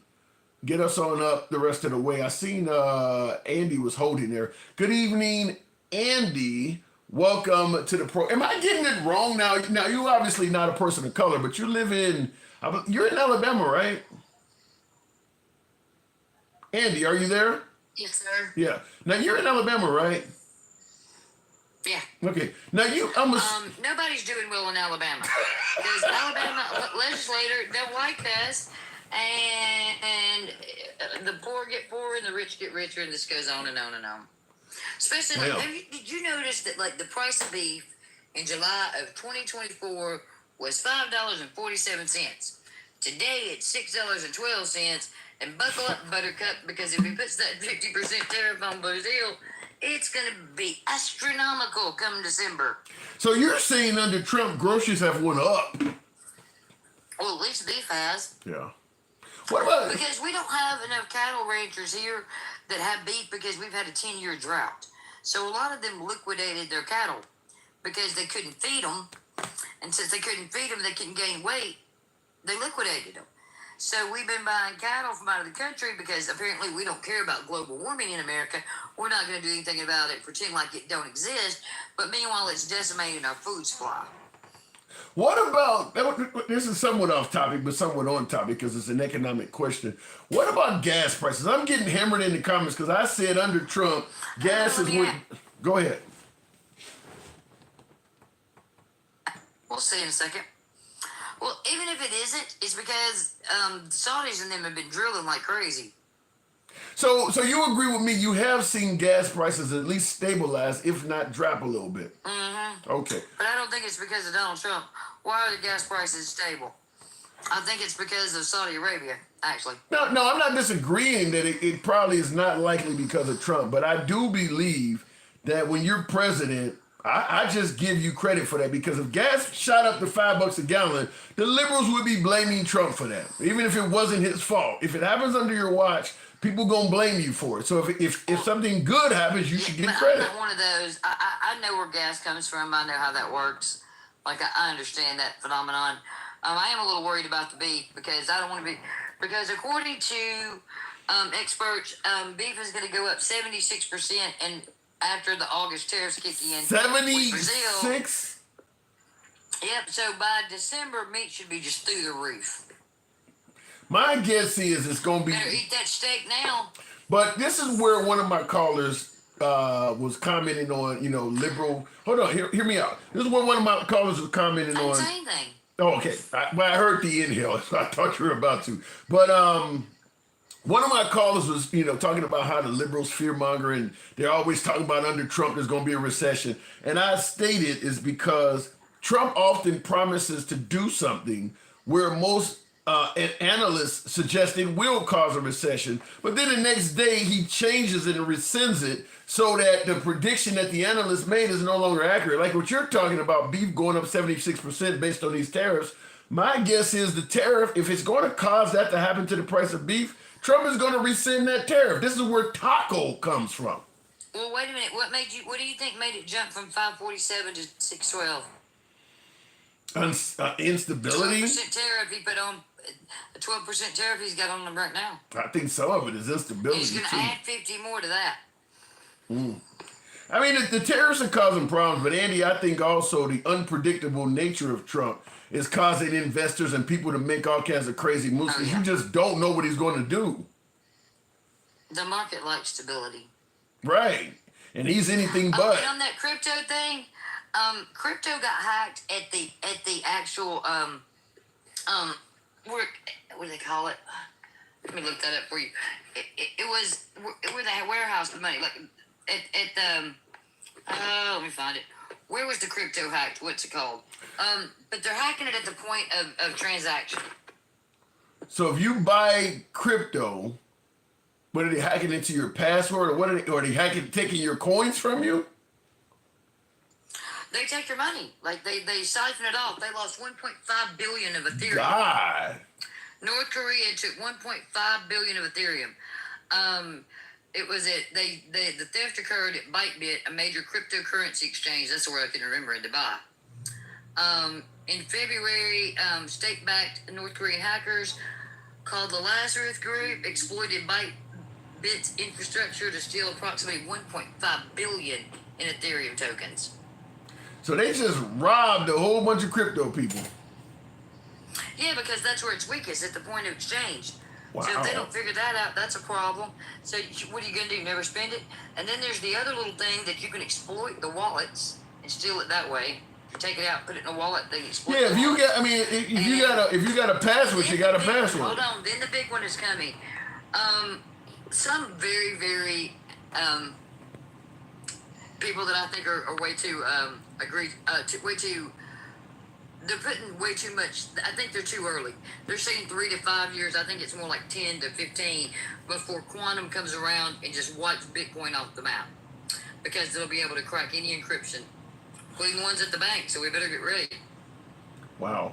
Yeah, to me, knowing that all of your money is hidden behind a password, and if somebody can get their hands on the password, you can be made bankrupt, is frightening. I mean, that is scary. I mean, now I guess because your money's not FDIC insured like it is in the bank. If somebody because you mentioned at the point of transaction, so I mean, if somebody can hack into your computer when you're putting in passwords to check your wallet or something like that. Oh, and then there's the guy that the $47 million wallet in the dump, and he's been searching for it. He's been like, he gave up. I think he gave up a few weeks ago on that. Yeah, I think he was told to give up. I think the courts made him. But that Pepe Fangel guy from the sugar thing, he's tied to Epstein and Trump. He gave lots of money to Trump's organization through the campaign. Lots of money. I don't have anything else to say about that other than that stuff is corrupt. When Trump starts getting involved in deals, privatizing things, okay, so he signs a deal that says this industry can be privatized, and as a result, they kick back some money to him. That's just, I mean, I'm not saying he's the only guy that's ever done it. There was some corporation that the SEC was investigating, and then everybody saw that guy from that corporation at that meme coin dinner with Donald Trump, and then Monday after that, the SEC investigation went away. Yeah. I'm not, listen, Trump, I'm not saying that he's the only guy that's ever done this stuff, but he promised to be the guy that stops it. He was going to drain the swamp. And he just got in there and... He is the swamp. Yeah. He is the swamp and then some. Like, you know what cracks me up? Is Trump supporters who go, well, he's doing it out in the open, so it's still illegal. It's still corruption. Yeah. Just because he has convinced you that he's doing it in front of your very eyes, he is literally playing in y'all's face, and y'all are letting him. I'm sure he's laughing about it. Yeah. Yeah, the idea that he could literally threaten a football team that if they don't change their name back to the Redskins, he would interfere with their deal. That is as open, out in the open corruption as you can get. You want them to change their name to your liking, or you're not going to approve a stadium. Like that's you should not be involved in that in any way, fashion, or form. That and trying to make other countries bend to his will on social and things that aren't even economic is crazy. Like, it is crazy to me that he's getting away with this. They just let him know. And then they have the audacity to want to arrest Obama. By the way, y'all realize Obama has immunity, right? That same immunity that Donald Trump has, Obama has. Y'all, he is not... Don't depend on the Supreme Court to twist it to some way that whereas Obama does not have immunity. Don't necessarily feel confident in that. Donald Trump's little press secretary threw him under the bus and took away his immunity for the meme coins, she stressed openly he did that on his personal time. Well, honey, if that was his personal time, then we can prosecute him for that. Thank you. Well, just like with the Epstein file, she'll come back and say she didn't really mean it was on her desk. So, I mean, she'll come back and say, Well, you know, Pam Bondi was the Attorney General of Florida after Alex Acosta, who went to work in Trump's cabinet, made Jeffrey that sweetheart deal. Let's not forget that. And other witnesses and all came forward, and she would not reopen the case and add them to it. So, you know. well, you Pam are. Bondi's had a long history with the Epstein list, hadn't she? Yeah, and I think they somehow, I think what happened, Trump talked to the right people and told, because remember he tweeted out or took to Truth Social and said, stop talking about Epstein. I think he actually this time made phone calls to each one of them personally because they are starting to change their tune on how eager they are to get this Epstein information. It's not that his meme coins are illegal, people in the comments. It's that we don't know who put money in them, which is corrupt. Just saying. Yeah. Thanks for having me, Tim. You can drop me down. Anytime, Andy. I'm tired of looking at their comments. All right, Andy. Appreciate you coming through. Tap the screen. We're getting close to 100,000. I would make that happen if possible. Will G points out that northwestern Mississippi, northwestern Mississippi is blues, and that the Mississippi Delta in heavily black. Yeah, Mississippi. I think the whole state is kind of is fairly black, is it not? But he's saying the Mississippi Delta area, and northwestern Mississippi is blues and heavily black. And there's not a lot of brothers doing very well in the state of Mississippi.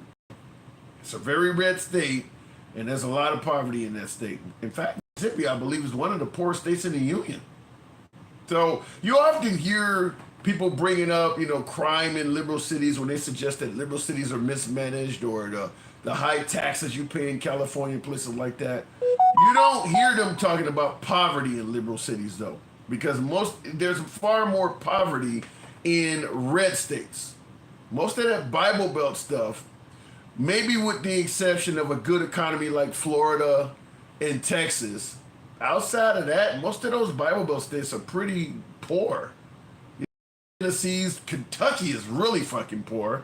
Obviously, Mississippi's quite poor. Louisiana's quite poor. West Virginia's dirt poor. That's not a Bible Belt state, but it's dirt poor. I mean, they don't talk about that. They talk about the crime. Because if you start talking about the poverty, the red states are not going to look good at that. Now Trey the Lion is saying, stop spreading false information. Are you telling me, Trey the Lion, are you telling me that the poverty is more in liberal states and not conservative states? Let me know. Let me know what I'm getting wrong. The state might not be rich, but people getting paper. No, they're not getting paper. They're not. Not compared to the liberal areas. The wealth of people in liberal areas is significantly stronger than it is in those conservative areas. I disagree with you on that. Kentucky is coming up slightly thanks to the Democrat governor. Really? Is that the case? Because I heard that several of the nation's poorest counties in the country are in eastern Kentucky. Over there where it's very rural, over there in eastern Kentucky, several of the nation's poorest counties.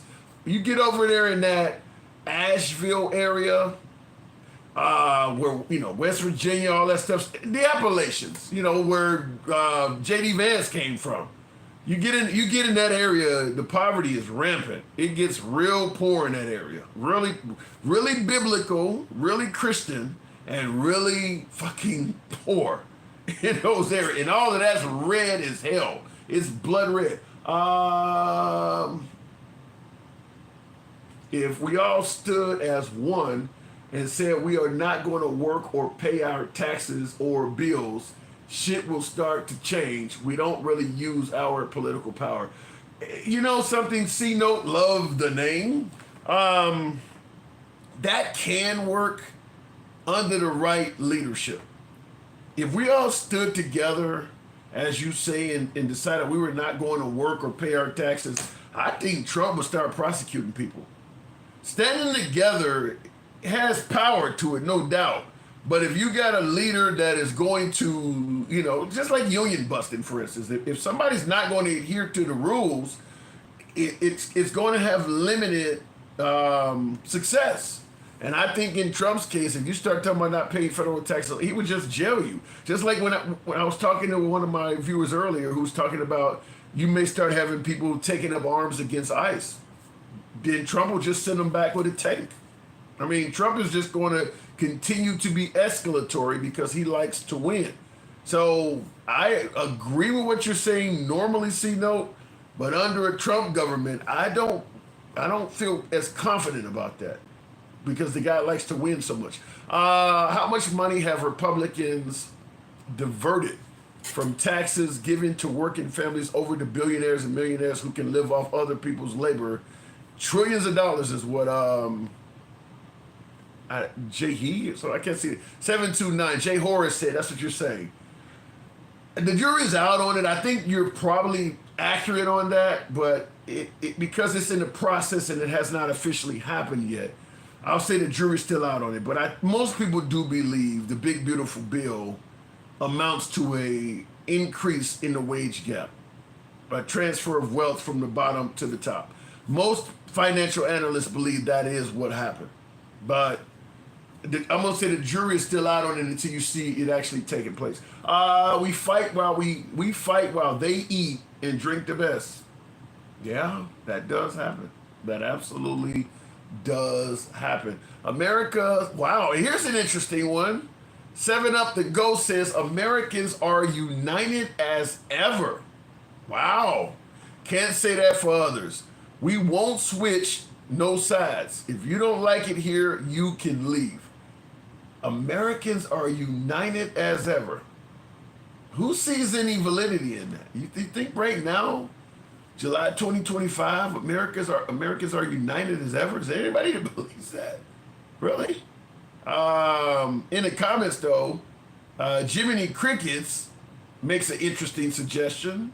I assume he's reflecting that to yours truly, and of course I don't mind folks being critical of the host, but he makes it clear in 4 simple words coming from Jiminy Cricket, likely directed at yours truly. He says with only 4 simple words, go back to Africa.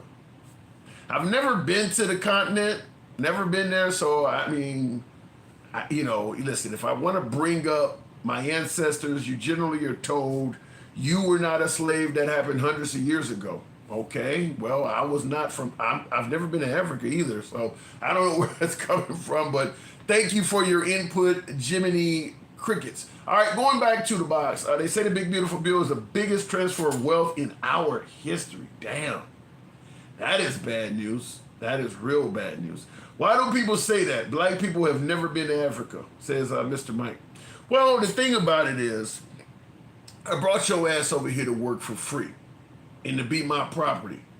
Now that you've gained freedom and equality, I have no use for you. I would rather have my country back without you. Take your ass back to Africa. That's why they're saying it. You're fine.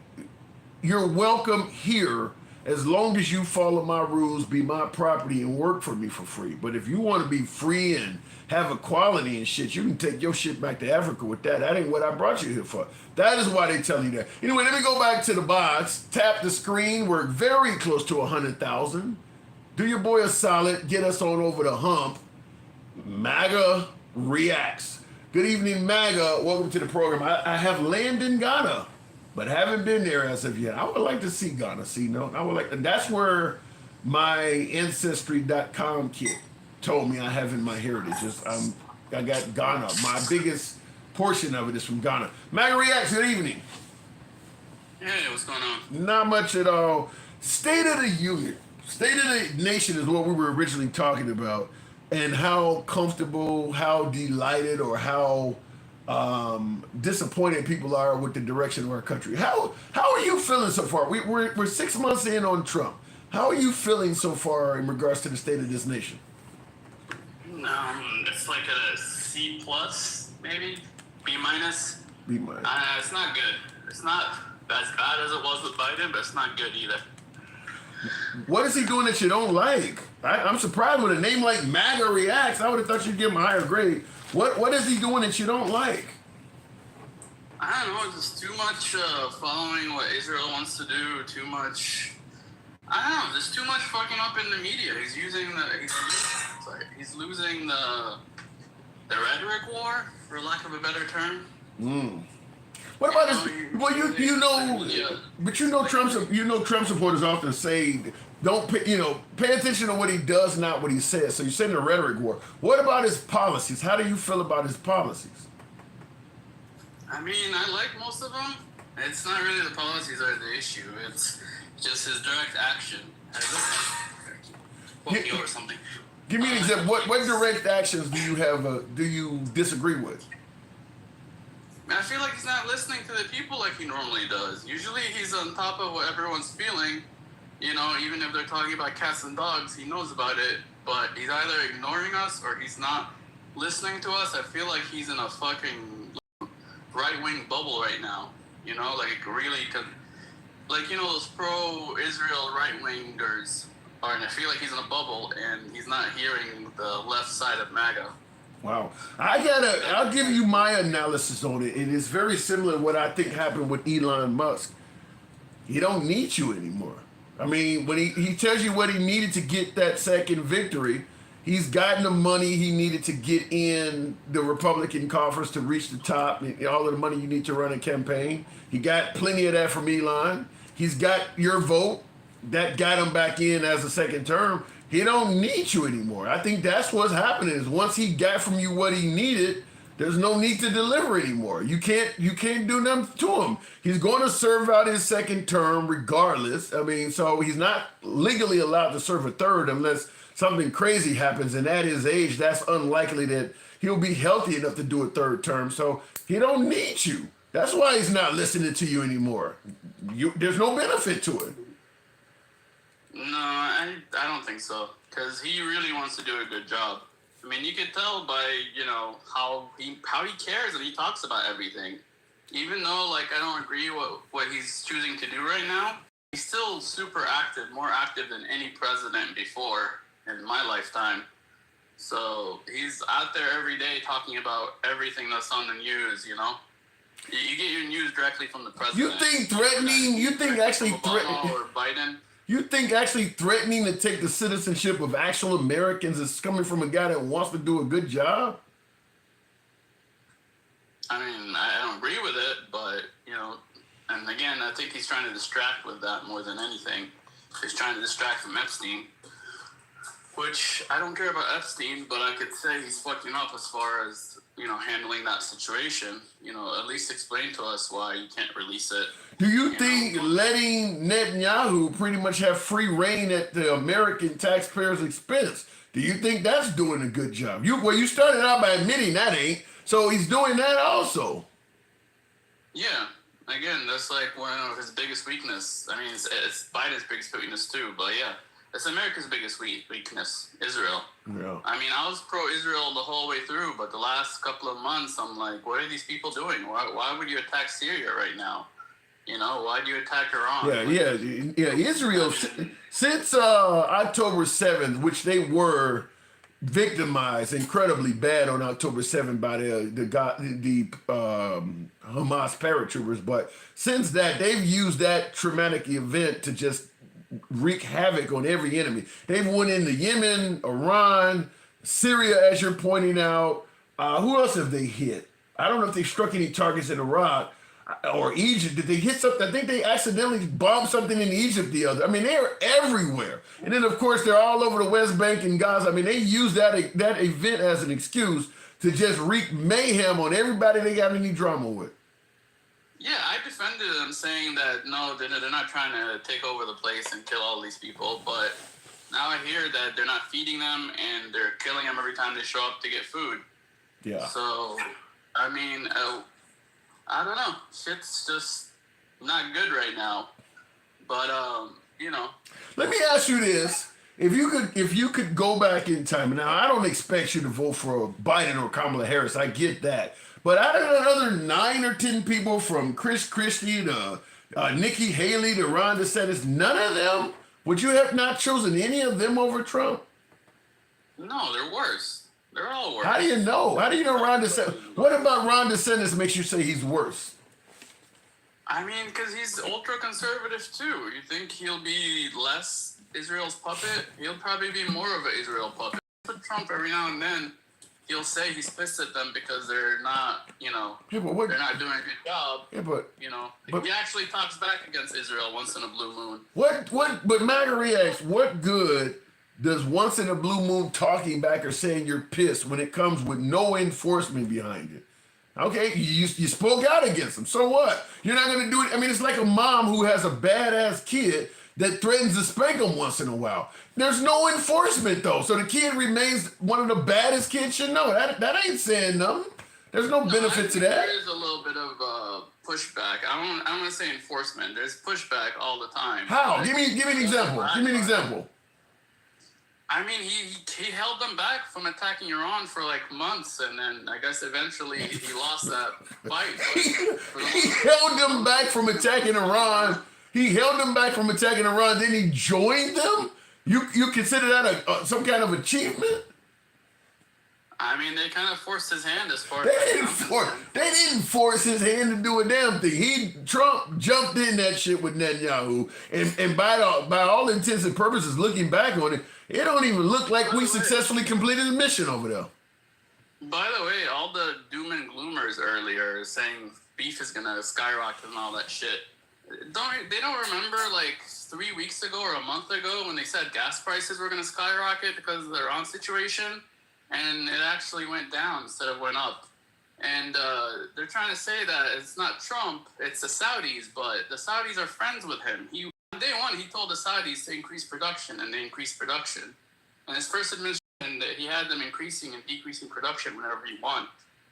Well, and I don't totally disagree. So it is him lowering the gas prices. Well, I can't. I'm not gonna agree or disagree. I will just say this: under Trump, things move at the speed of light. So it is very difficult to make a prediction what the future is going to be like under President Trump, because whatever you're making your prediction on today, those factors may have completely changed tomorrow. Whatever word he gives you, whatever contract he signs, whatever promises he makes on TV, you cannot really take any of that at face value. Anything he promises to do, signs on a dotted line for, or even talks about, he may totally change his tune on that within the span of a few hours. So it's almost impossible to make any predictions on something that is that unstable. Well, you can't predict the future, period. You can. You can make some analysis, though, MAGA reacts. I mean, if all of a sudden you impose 50% tariffs on a country and you stick to what you promised to do, you can make predictions that things are going to go up or products are not going to be available based on that 50% promise. This is one of the things I actually like about Trump, that he's not an ideologue. Like, he'll actually adjust his course of action to adjust to the realities on the ground, He's not like Biden, where he'll do something and stick to it until he fucking, loses. He'll actually change course until he finds the winning course. He likes to try different things and talk about different things to see what people like and what works and what doesn't work. I think it's his greatest strength, the taco thing. There's a fine there's a fine line between changing courses you're giving them credit for and just telling a lie. I mean, fact is, you promised to do something, and the end result is you didn't do it. The thing is not telling a truth versus telling a lie. This is just, Let me explain to you what he doesn't know what's going to become true and what's going to end up being a lie. Let me explain to you what I'm talking about. If you tell me you're going to impose 50% tariffs on China, and you ultimately do not do that, you could call it changing course. I could call it a lie, and we could both be right. Because fact is, you told us you were going to do something, and you didn't do it. That's a lie. I call it negotiations. I call it doing business. You come to my business, I have a sale price of $1,000, but guess what? Every now and then I'll reduce the price or I'll increase it based on supply and demand and based on what's actually right. So he's changing course on the Epstein list. He's not lying. He's just changing course. I don't know what's going on with that. Hopefully, in the future, we'll find out. And I think with enough pushback, he'll eventually give in and release the list, or at least explain to us why he can't release the list. You think the guy is going to eventually give in it? The same guy who told us the list is on his desk, it doesn't exist. It's an Obama creation. It's a Democratic. You think that dude who has changed course a million times is going to eventually come clean and give it to us? He clearly doesn't want to do that. He'll eventually do something to fix this. He's not like Biden. Shit doesn't fall on deaf ears with Trump. In fact, he's got the opposite problem. He listens too much to everybody's complaints and tries to make everybody happy, and then ends up making nobody happy. There's nobody. You said he listens too much. He listens to. There is nobody telling him to do what he's doing with the Epstein list right now. He's not listening to anybody. Everybody's telling him right and left. We want to see what's on that list. He ain't listening to nobody. I think Epstein right now is an outlier, but I think he's going to change course eventually. You said he listens to the people. Holding out for much longer. You said he listens to the people. He ain't listening to nobody in regards to the Epstein information. Nobody is telling him to do what he's doing. Upset. By the way, I thought we're supposed to be a cult. How are we calling out all this shit that he's doing wrong for a cult? You know? We're still sticking with him because he's better than the alternative. No, I can explain to you. I can explain to you where the cult stuff is coming from. Let me see if I can play this clip for you, because I think when Biden was doing bad, the Democrats were saying he was doing great. At least now with Trump doing bad, we're telling you Trump's doing bad and we want better from him. I don't think most people are. I disagree with you. I don't think most Trump supporters are. 4 years of how I disagree with you. I disagree with you. Most Trump supporters are not saying Trump is doing bad. They're saying he's doing good. But then why are they upset about the Epstein list? Why are they upset about him attacking Iran? Why are we... I mean, I've been talking to you about all the shit I've been upset with the last 4 or 5 times I've talked to you. So how am I upset with all this shit if I'm in a cult and I follow whatever Trump says? You don't like a few things he's doing, but overall, most Trump supporters still think Trump is doing a good job. Like I just asked you, is there anybody else you would have voted for? You immediately said no. You think you're trying to say? Hold on. We can talk about the cult. The point I'm making is, you have made it clear that out of everybody that has ran, despite the things you're pointing out you don't like about Trump, you still would have picked him over everybody. That's where the cult mentality is coming from. Everybody else sucks. It's like, who's better? Who's better? Like, you got all the old Republicans got us in the Iraq War. All the Democrats gave us Biden and 20% inflation, and they also got us in the Syria war and a bunch of fucking bullshit, and the Ukraine war, and I mean, everyone else is just as bad or mostly a lot worse in my eyes. You think everybody else is worse than the guy who essentially is protecting the identities of pedophiles? Everybody's worse than him. I mean, that's the other thing. We don't know what he's protecting and why. I mean, it's like the Diddy thing. We thought for like months that Diddy had videotapes of Jay-Z and all these people at these huge orgies and shit. Then it goes to court and we find out it's mostly him and his girlfriend and like one escort. That's what the freak offs were. No, I was expecting orgies with Carl Winslow and a bunch of fucking celebrities.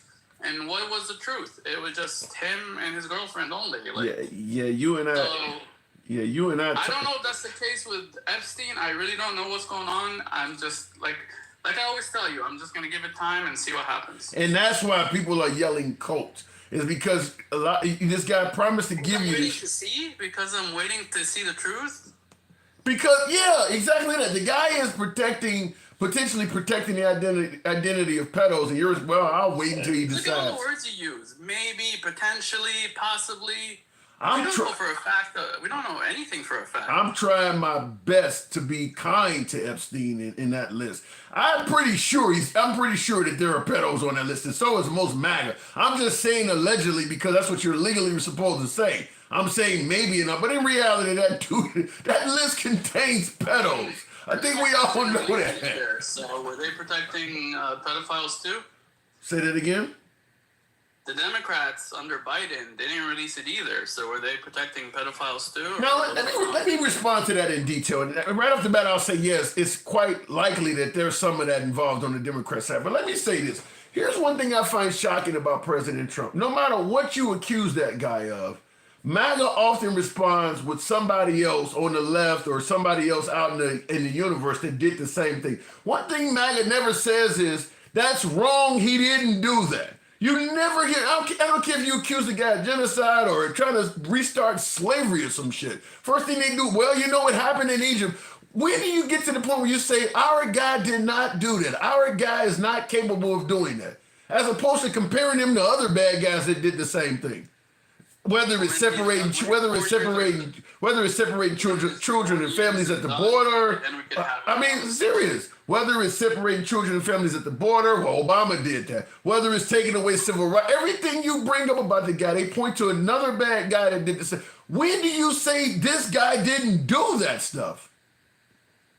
No, you see, you're misunderstanding us. Yeah, I am. What he did is right, but what we're trying to say is you're overreacting.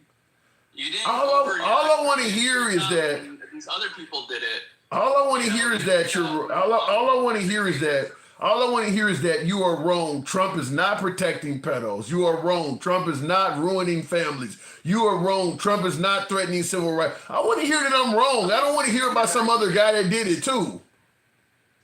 Well, listen, I'm not saying that either. I'm You just did. I don't know what's going You on. just did. I don't know. And you're translating it into, oh, he's protecting pedos, and you know for a fact. I don't know.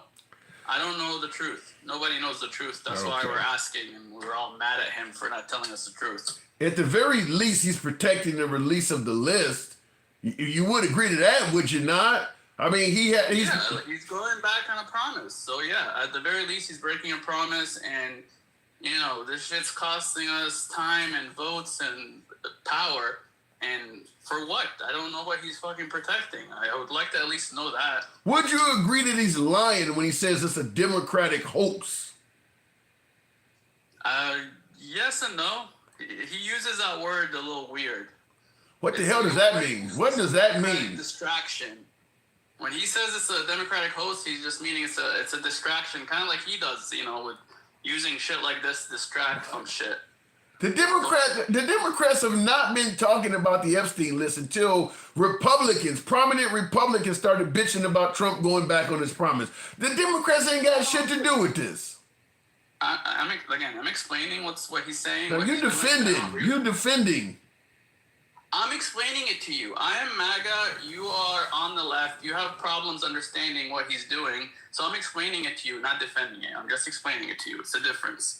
And these nuances, that's where I always get mad with you because, you know, it's like I have to fight you on how the English language works. I mean, you do. Longer than I have. Yeah, you do have to help me out with the English language because you speak in Spanish. You do have to correct me because you're speaking another language. Listen, I'm not speaking Spanish. I only know how to speak Arabic and English, and I haven't spoken any Arabic. I've only been speaking English since like 2000, and half the time I'm thinking in Arabic.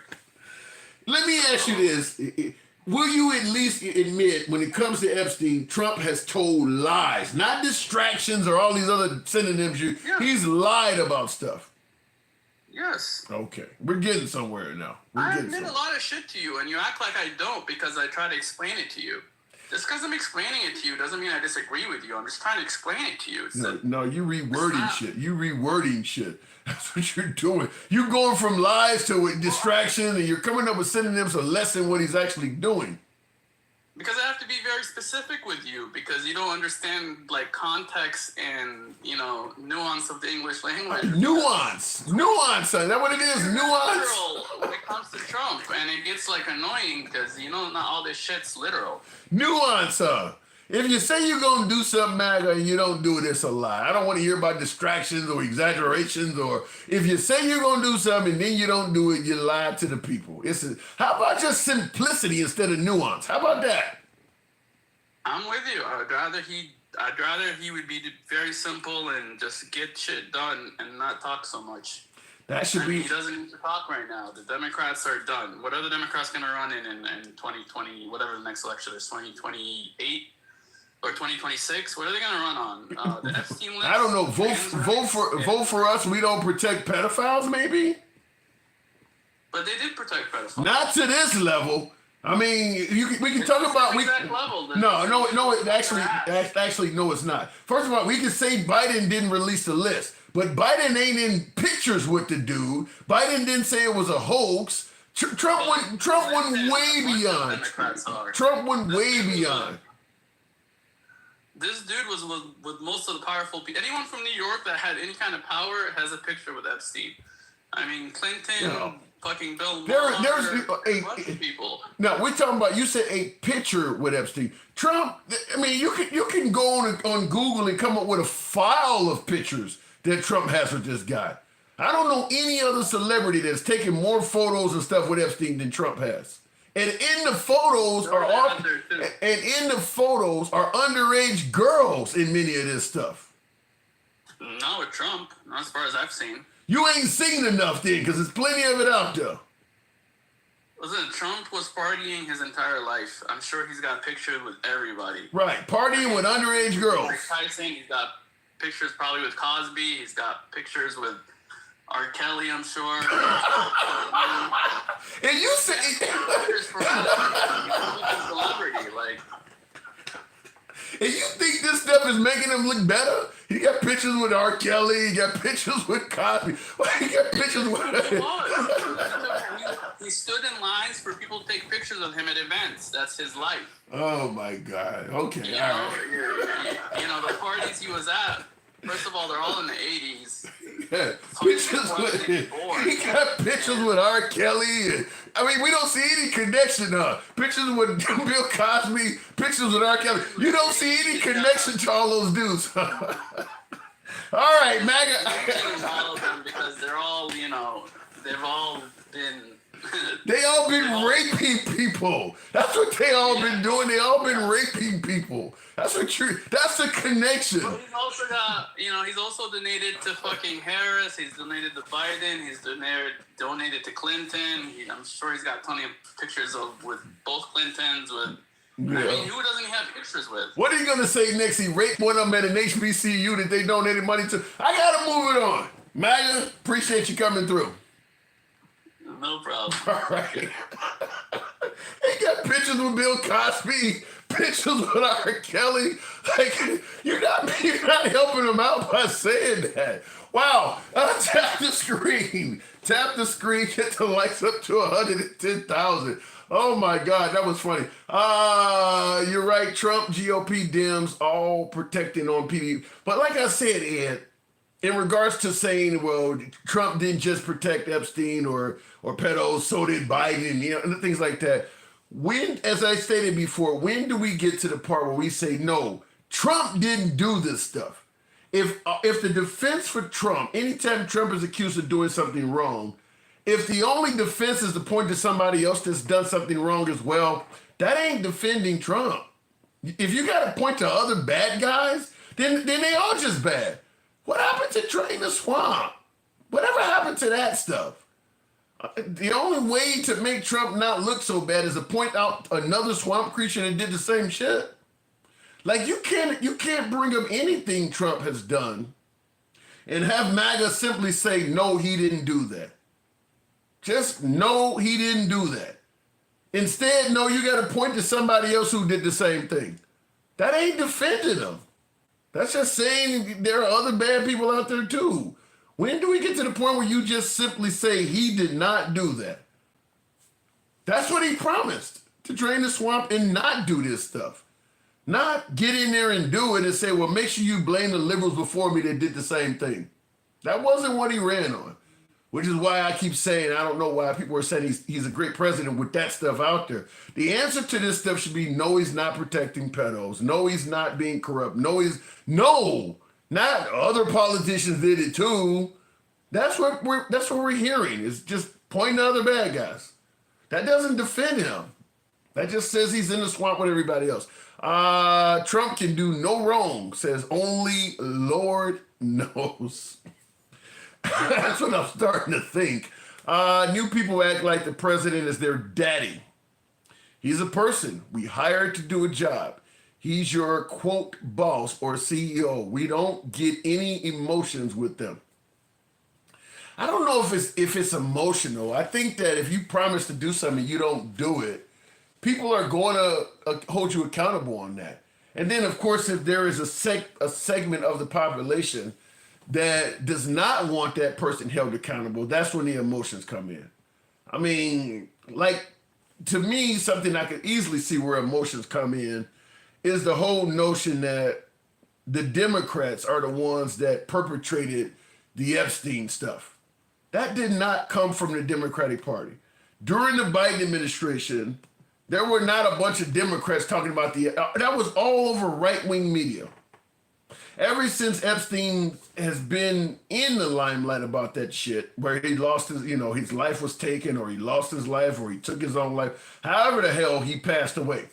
It's always been the right, suggesting that he didn't commit suicide, suggesting that, there's a list that exists, even suggesting that people were on the list. The right was saying it was everybody from Oprah Winfrey to Tom Hanks to Will Smith. It's always been the right talking about Epstein. The left only got involved when Trump became president for a second time and began to show he had no intention on delivering what he campaigned on. Once the right started getting pissed off that Trump was reneging on his promise, the liberals sensed blood in the water and they piled on. But the whole Epstein debacle is right-wing fueled, right-wing created. It is not a left-wing issue. Despite what Trump is trying to say, it's a hoax and it's created by Obama and the list don't exist and all this other bullshit. That was created by conspiracy theorists on the right, period.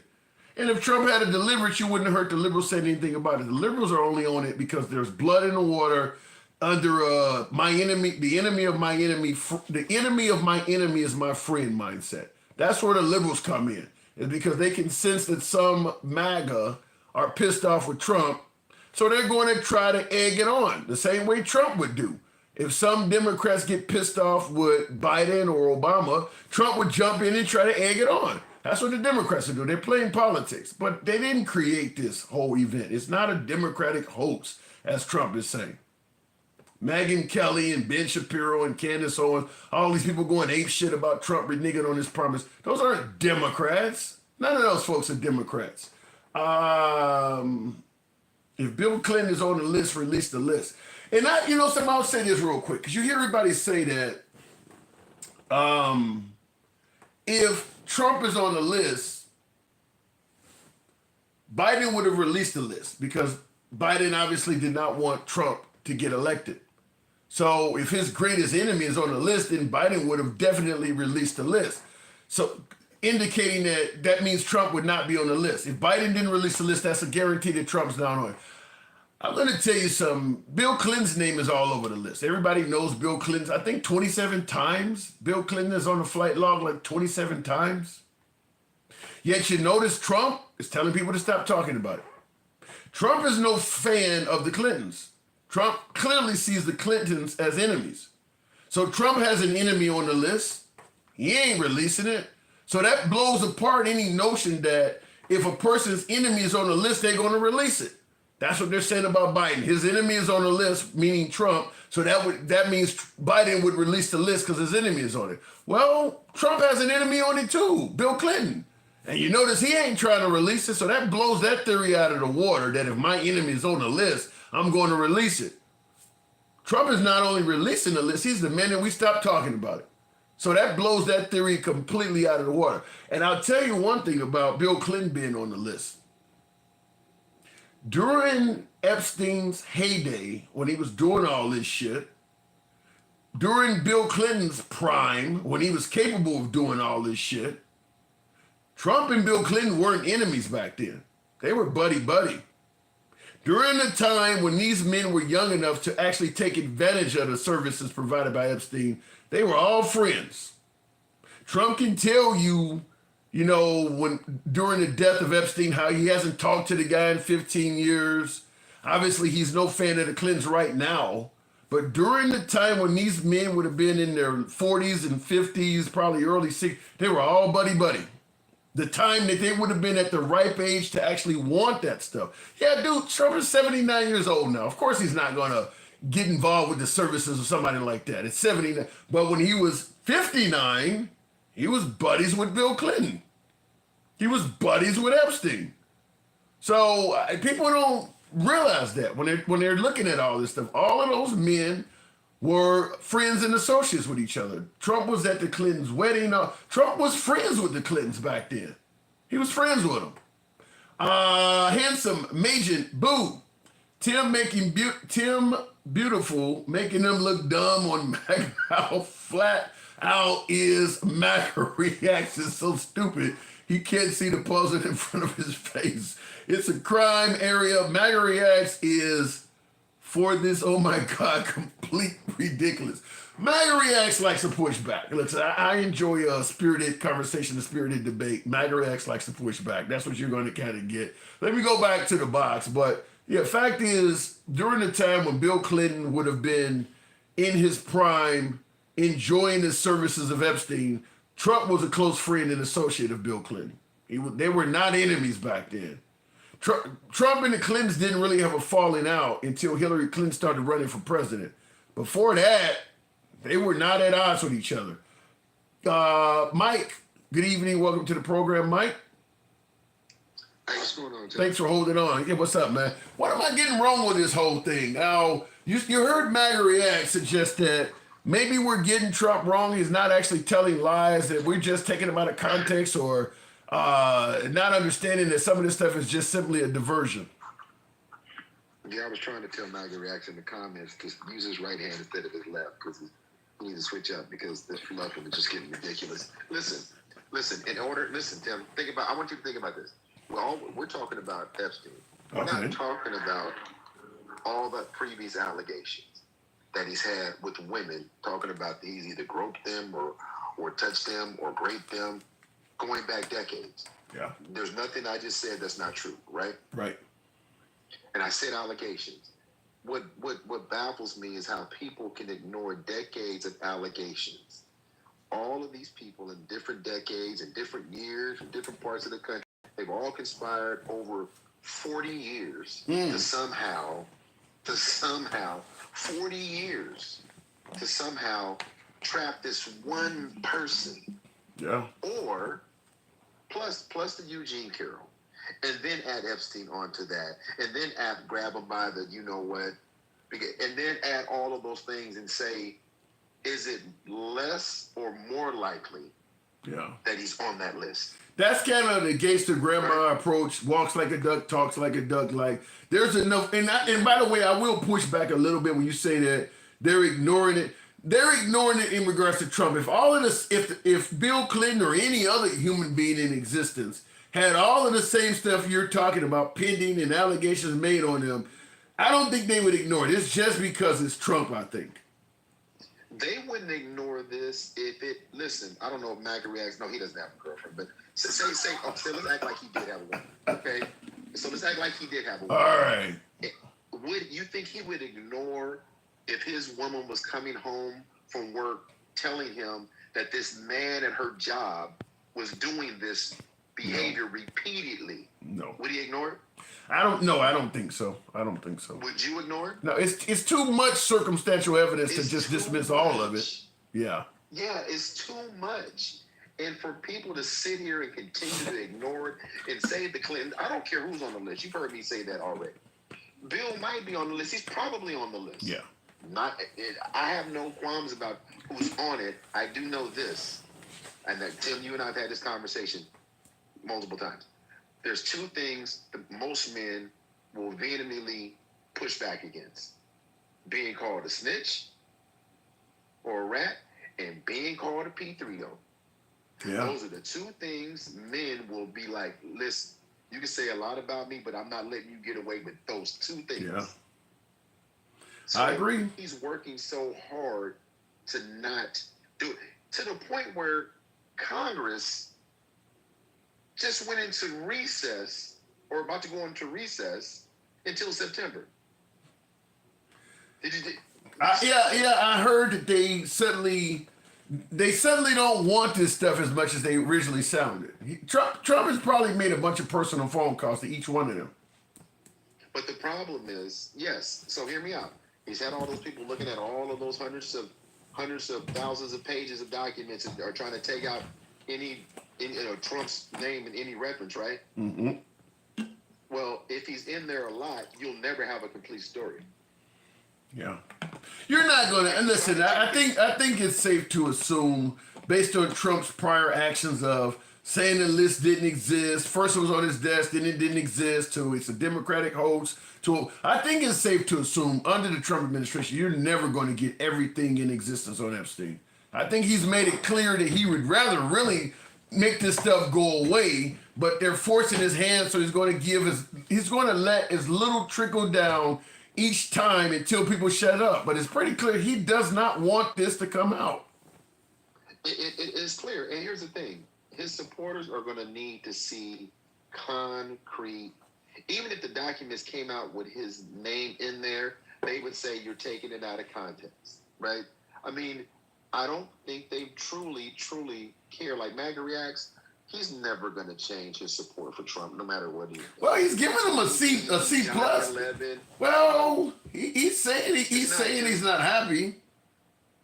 Tim, he said he's not happy doesn't mean he won't change his support. Gen X said he ain't happy. Yeah. But then he just told you he won't lose. So it's not that they don't have to be completely happy to be in the cold. That's bullshit, MAGA reacts.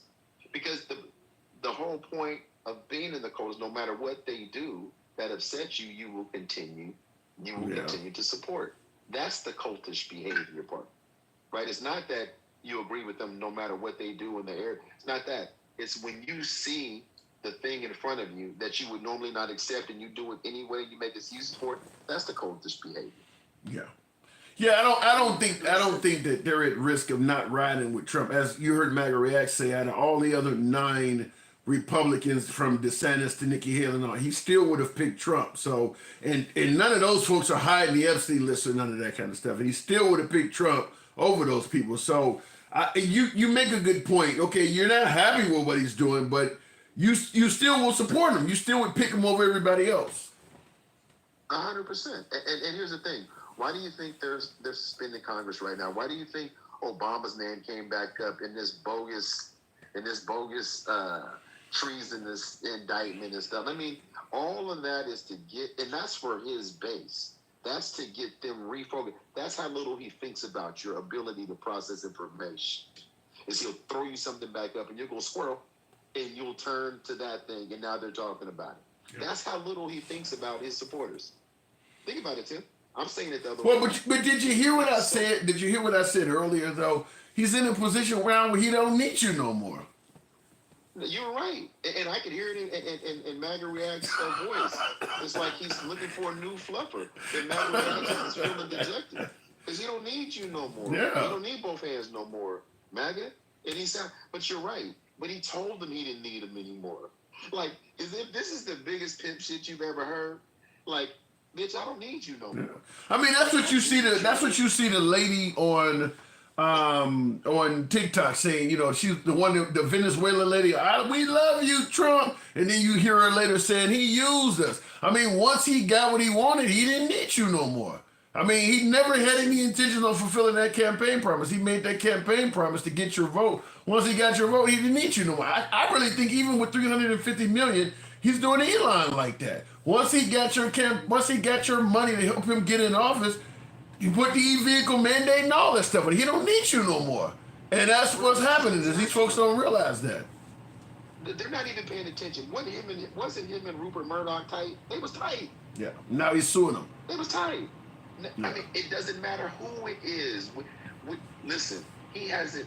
Who has been next to him the longest now? Now that Michael Cohen and that group of them are gone, who's been next to him? Steve Bannon's been around for a while. But he's been back and forth. And Steve and Trump has even said some shit about him, right? Yeah. Steve Bannon continues to come back around. He even Steve Bannon, you know. And I see Nick Allen in the comment. My point is, he's transactional. He don't give a fuck about nobody. He never has. He never will. He has caused dissension between his own children. Wow. He's made comments about his own children. I mean, he doesn't give a fuck. He doesn't care. And so for them to be thinking that somehow he meant what he said, he meant that shit. They just did. There's a lady on this app. Her name is Bill. Have you ever talked to Bill? Bill? She's a Trump supporter. Bill, No. Yeah. She was in tears the other day because she was supporting Trump this entire time. She's a MAGA all day long. And she was like, did you fucking hear what he said? She was crying. They don't need it. He doesn't need us. He doesn't. I was like, shit. Yeah. Like, it's like, but again, that's the derangement syndrome. Because I don't know why you're so surprised. He's so transactional. Look at what he's doing with Putin. Netanyahu will be on that list. He keep fucking around. He'll at least say something. He'll come out publicly and say something. Right? But I really believe that's what it is. It's like he started telling the Megyn Kellys and the Ben Shapiros and the Candace Owens, if you keep letting the Democrats dupe you on the Epstein list, I don't want your support anymore. You wanted it when you needed to get elected, though. But now that you're in there and you got your term is guaranteed, you're telling MAGA, he would have never said that before the 2024 election, that if you are duped on this Epstein list, I don't want your vote. That is something he would have never told MAGA a year ago. But now he's in, he don't need them anymore. He don't give a fuck. Think about this. I'm going to say, tell me how many GOP members you've heard even broach this subject since it broke. Who has talked about this other than Mike Johnson?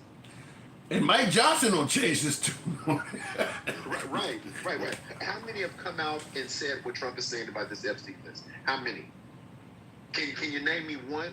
Can anybody in the chat name me one GOP member that's come out and called this fake news and all that like he's doing? But that's the same with the election too, though, Mike. I mean, how many GOP members are saying that Trump won the 2020 election by a landslide? Maybe Bobart or MTG. But other than that, the Republican Senate, I don't know any Republican governor that said Trump won the 2020 election or he won by a landslide. I mean, it's solely him saying that. And MAGA is looking at the entire Republican suggesting that Trump knows what he's talking about. All the rest of these folks are part of the deep state or they're in on it. I mean, I don't know any Republican judge, the Republican Supreme Court. I don't know any other prominent Republicans that are saying he won the 2020 election, but they believe Trump, even though all of them folks readily admit Trump lost. Now, some people will say, look, there are things that didn't look right, or we didn't like this, or we went to bed, he was winning, and all of a sudden he was losing when we woke up. But none of them are saying the guy won and won by a landslide. But just like the whole Springfield eating cats and dogs, ain't nobody in the Republican Party saying that but him. No, you're right. And when it happened, and again, some of them stayed away from it, but the difference is the Trump could have got his base where they were without the Haitians eating cats and dogs shit. Yeah. The 2020 election shit had already happened. But he galvanized them about this Epstein shit. Like, he got them thinking that Dems are eating babies and doing all this shit. Yeah. Right? I mean, right? So he got them and the evangelicals, because they say they care about children, which they don't. But he got them worked up. But Mike, that's the crazy thing. Even with the Hillary Clinton supposedly drinking the blood of infants and shit, no prominent Republican is saying that. It's like Trump can say something and the whole party can disagree and they will ride with Trump. And I mean, like, there is no Republican congressman, Republican governor that is suggesting that Hillary Clinton has done nothing like that. None. Yet they believe it. I know. And again, that's another one that the base, even if they believe it, I don't think they believe it enough to think that it's this thing. He put himself in this position with this Epstein shit. He got them talking about the babies and all the children missing, and he did that shit. Pizzagate. And Pizzagate, all that shit he did. Now they're going, I need to see it. And now everything around them, releasing, you see that they released all the 250,000 pages from MLK today, right? Yeah, I heard about that. And the family didn't want it released. Why do you think he put it out there? As another distraction. He thinks that little of his base. But hold on. Let me just say this, because I agree with you. The MLK files are a distraction. I agree with what MAGA Reacts even said, that some stuff is a distraction. But to me, that strengthens the case that there must be something about the Epstein files that he does not want you to. I mean, he is throwing depth charges and everything he can to get you. I mean, flares are coming off the fucking boat. He is doing everything he can to steer you from. Like, there's something on this goddamn boat. I mean, I'm seeing you driving everything you can to get me off the path of this boat. And in the MAGA side of the aisle is admitting. They're actively admitting what he's doing is a distraction, but still saying, no, he ain't probably on the list. Why the hell is he trying to distract you so much? I mean, like I said, he's shooting up flares, he's changing course. It's almost like Tom Hanks in that pirate movie where you're trying to prevent the pirates from catching up. You got the water hoses going off, you're steering. Like, he's doing everything he can to prevent people from boarding the Epstein boat. And yet MAGA's like, yeah, but he probably ain't on the list. Why would he be trying this fucking hard? Because these motherfuckers, listen, that's how, I'm gonna say it again, Tim. That's how little he thinks about them. They've been running around here believing that he cares about them. He cares so little about you that he thinks he can tell you and throw you anything, and you'll take it over and over and over again. That's the funny part about it. Because let me tell you, let's be very clear. There's been too many allegations. There are cases. There's some pretty sick shit if you go back and read some of them cases with Epstein and some of the even the one girl that ended up unaliving herself. Some of the things that they were talking about that they had reported, right, about him. Mm-hmm. If you care about kids, you would err on the side of caution. Right?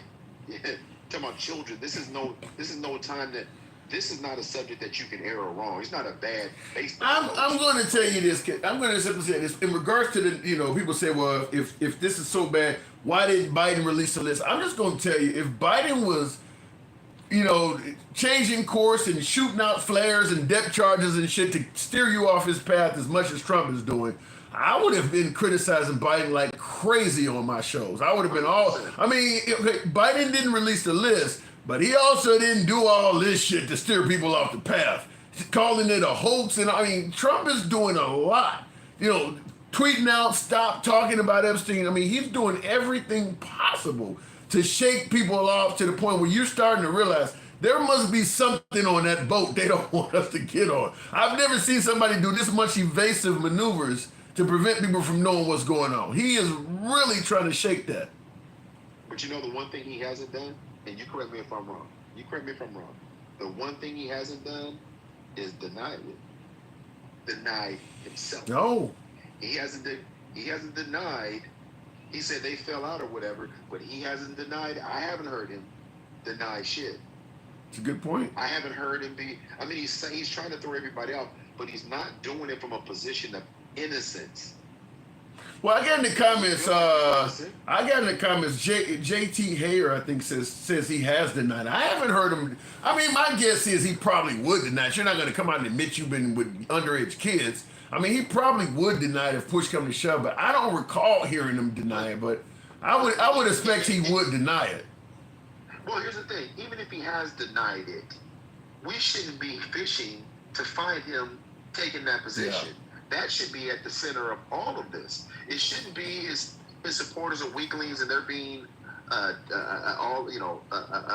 tricked by the Democrats. And it shouldn't be about Obama. It should be about, listen, I would never. The fact that you would think that I would touch a child is offensive to me. Right. As a man, he hasn't taken that stance. He hasn't. Like I told you, Tim, most men would be so fucking offended that you insinuated that they touched an underage child. They wouldn't do it like this. Yeah. My guess is some of his legal counsel has probably told him, your best option is to talk about this as little as possible.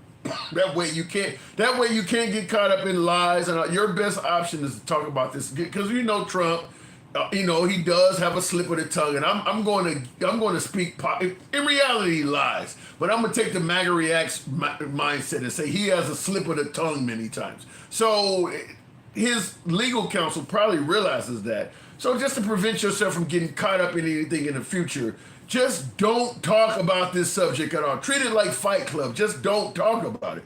And he's trying to do that, but everybody's like, no, you gonna speak on this shit. Well, he can't stop talking. He can never stop talking, so they can't make him stop talking. But okay, even if I take your analogy, don't you have people that would at least write you a statement? Come on, Tim. There's been but then if they write you a statement, then they gonna question you on the statement. Just don't talk about it. Just let it be. Hopefully it'll go away. But he's talking about it. He's just not saying he's not saying anything that would make me think he wasn't on it. No. And I was one originally that I'm like, look, I don't know what's going on, but I don't know if I would say Trump has abused kids. But the more he's become evasive, it's getting harder to defend. Like you said, he ain't stepped up and said, how dare you accuse me of abusing children? That is awful for you to even think that I would. He ain't saying nothing like that. He is trying to literally shake people off of the Epstein trail. And that just, there's nothing that looks good about that. I mean, he just does not want you to know what's going on in that avenue. He really is trying to keep that hidden. He is, big time. And I know you got to get to your next guest, so I'm going to land my plane here. My last comment. If they're going to lose in the midterms, but I'm telling you, I've been reading more and more stuff. I don't know if you've been reading the reports coming from the judges. They're trying to gerrymander. Are you sure they're going to lose with all the gerrymandering they're attempting? Well, that's what they're attempting to do that too. But this is why, right? But Emile Beauvais, his confirmation hearing, Emile Beauvais. Okay, yeah. The you know what I'm talking about, right? I think I know who you're talking about. Don't talk about you're talking about the guy that, yeah, I know you're talking about the controversial figure that Trump really wants in there. Yeah, Trump's personal attorney. Yeah. Have you read the FOIA? Have you read the documents that are being requested? So then, anybody can request a FOIA. All pertinent documentation. And that's a lifelong appointment he's getting. Right. But he was involved in the Garcia shit, right? No, I didn't know that. You didn't. I think I told you he was the attorney that told them if they get any judgments coming from the judges to basically tell them fuck off, and they were told them basically to ignore the judges when they were deporting Kilmar and them. Right? That was in that whistleblower report that I told you, right? Wow. So he's the one that's up for the confirmation. He's going to get that.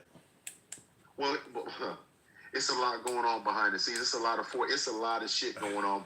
You got to kind of dig. Trump gets what he wants, man. I'm going to tell you, I'm betting on Trump. Trump gets what he wants. In terms, if it's... No. Go That's ahead. Not my point. Here's my point. No, here's my point. I'm with you. If they don't win midterms, I can see a lot of people on his administration, and if not then, definitely at the end of his term being arrested. Yeah. Like literally handcuffed. Yeah. Like I can see a lot. But let me I can say this. This falls under the category of for the good of the country, kind of like Gerald Ford after Nixon. Man, I mean, you would divide the country in half. If all of it, now MAGA don't give a damn about arresting liberals, but if all of a sudden Trump, did his 4 years, passed away in office, or God forbid had an impeachment or whatever, go ape shit if you start going after a bunch of MAGA. And I think for the good of the country, I mean, because you're right, there's so many people from Elon Musk going down that have probably committed crimes. There's the endless civil suits firing federal employees for performance when they never had performance reviews. We know ICE is profiling people in violent. I mean, I had just had MAGA on a minute ago, another MAGA viewer that admits, he's violating people's civil rights, but the cryptocurrency is good. I mean, everybody knows innocent people.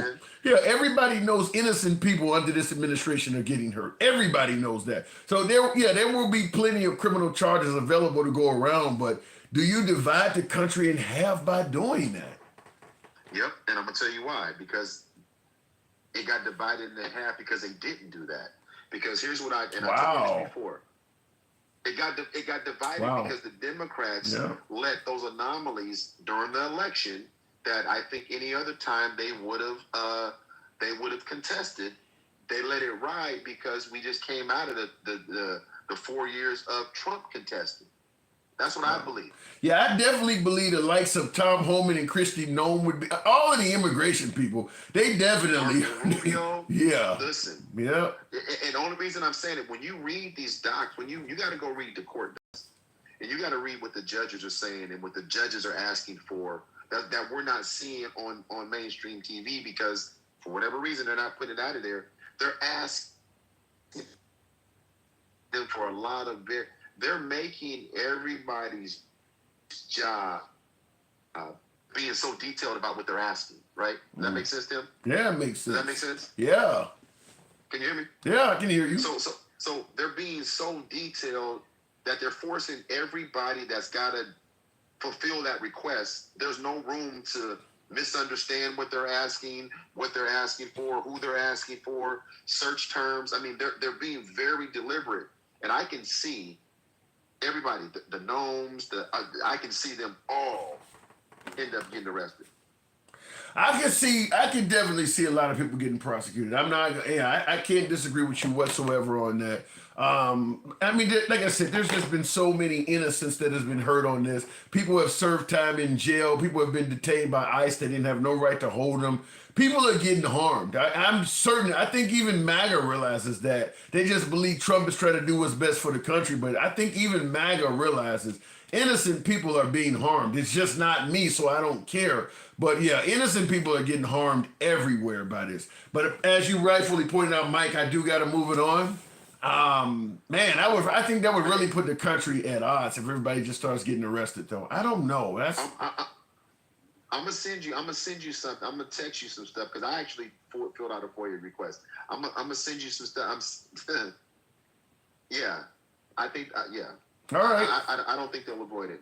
But tap the screen, share the live. Let's get Tim up to 150,000 before he go. We can get there. I'm gonna be around that long, but thank you, Mike. Appreciate it. What you've been doing for the past 30 years is electing bad candidates, with the possible exception of Bill Clinton, who managed to balance the budget at least. And Bill Clinton did that with the likes of, I think, Biden and Newt Gingrich. You know, I think we're always going to have better leadership when you got people that are willing to reach across the aisle. I don't think any leader, left or right, is going to be effective from a my way or the highway standpoint. Remember when Obama said, I got my pen and I can do it? People don't like that. You know, and obviously Trump runs a whole campaign of that, being my way or the highway. I do believe that you do a lot better when you're able to reach across to the other side, which is kind of the whole gist of what I'm doing in my tiny ass corner of social media. Everybody from all sides of the political spectrum are invited here. I don't buy into the notion that anybody is smarter than the next guy. I don't perpetrate myself as a know-it-all, any of that. I believe everybody should come together, share their thoughts collectively, and hopefully we can get some good shit going. Not to mention an entertaining program that could be educational when we do it the right way.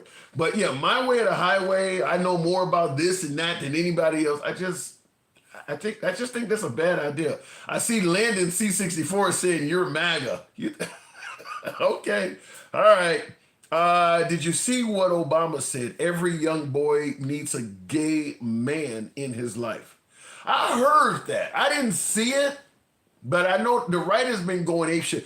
I mean, to some degree, Obama's done his 8 years. So if Obama says something that you disagree with, he says something that you disagree with. But he's not president anymore. He's not coming back. Okay, maybe he's changed because Obama originally was not even in favor of same-sex marriage, even though he is the administration that legalized it in 2015. But Obama was originally on record saying that marriage is between a man and a woman.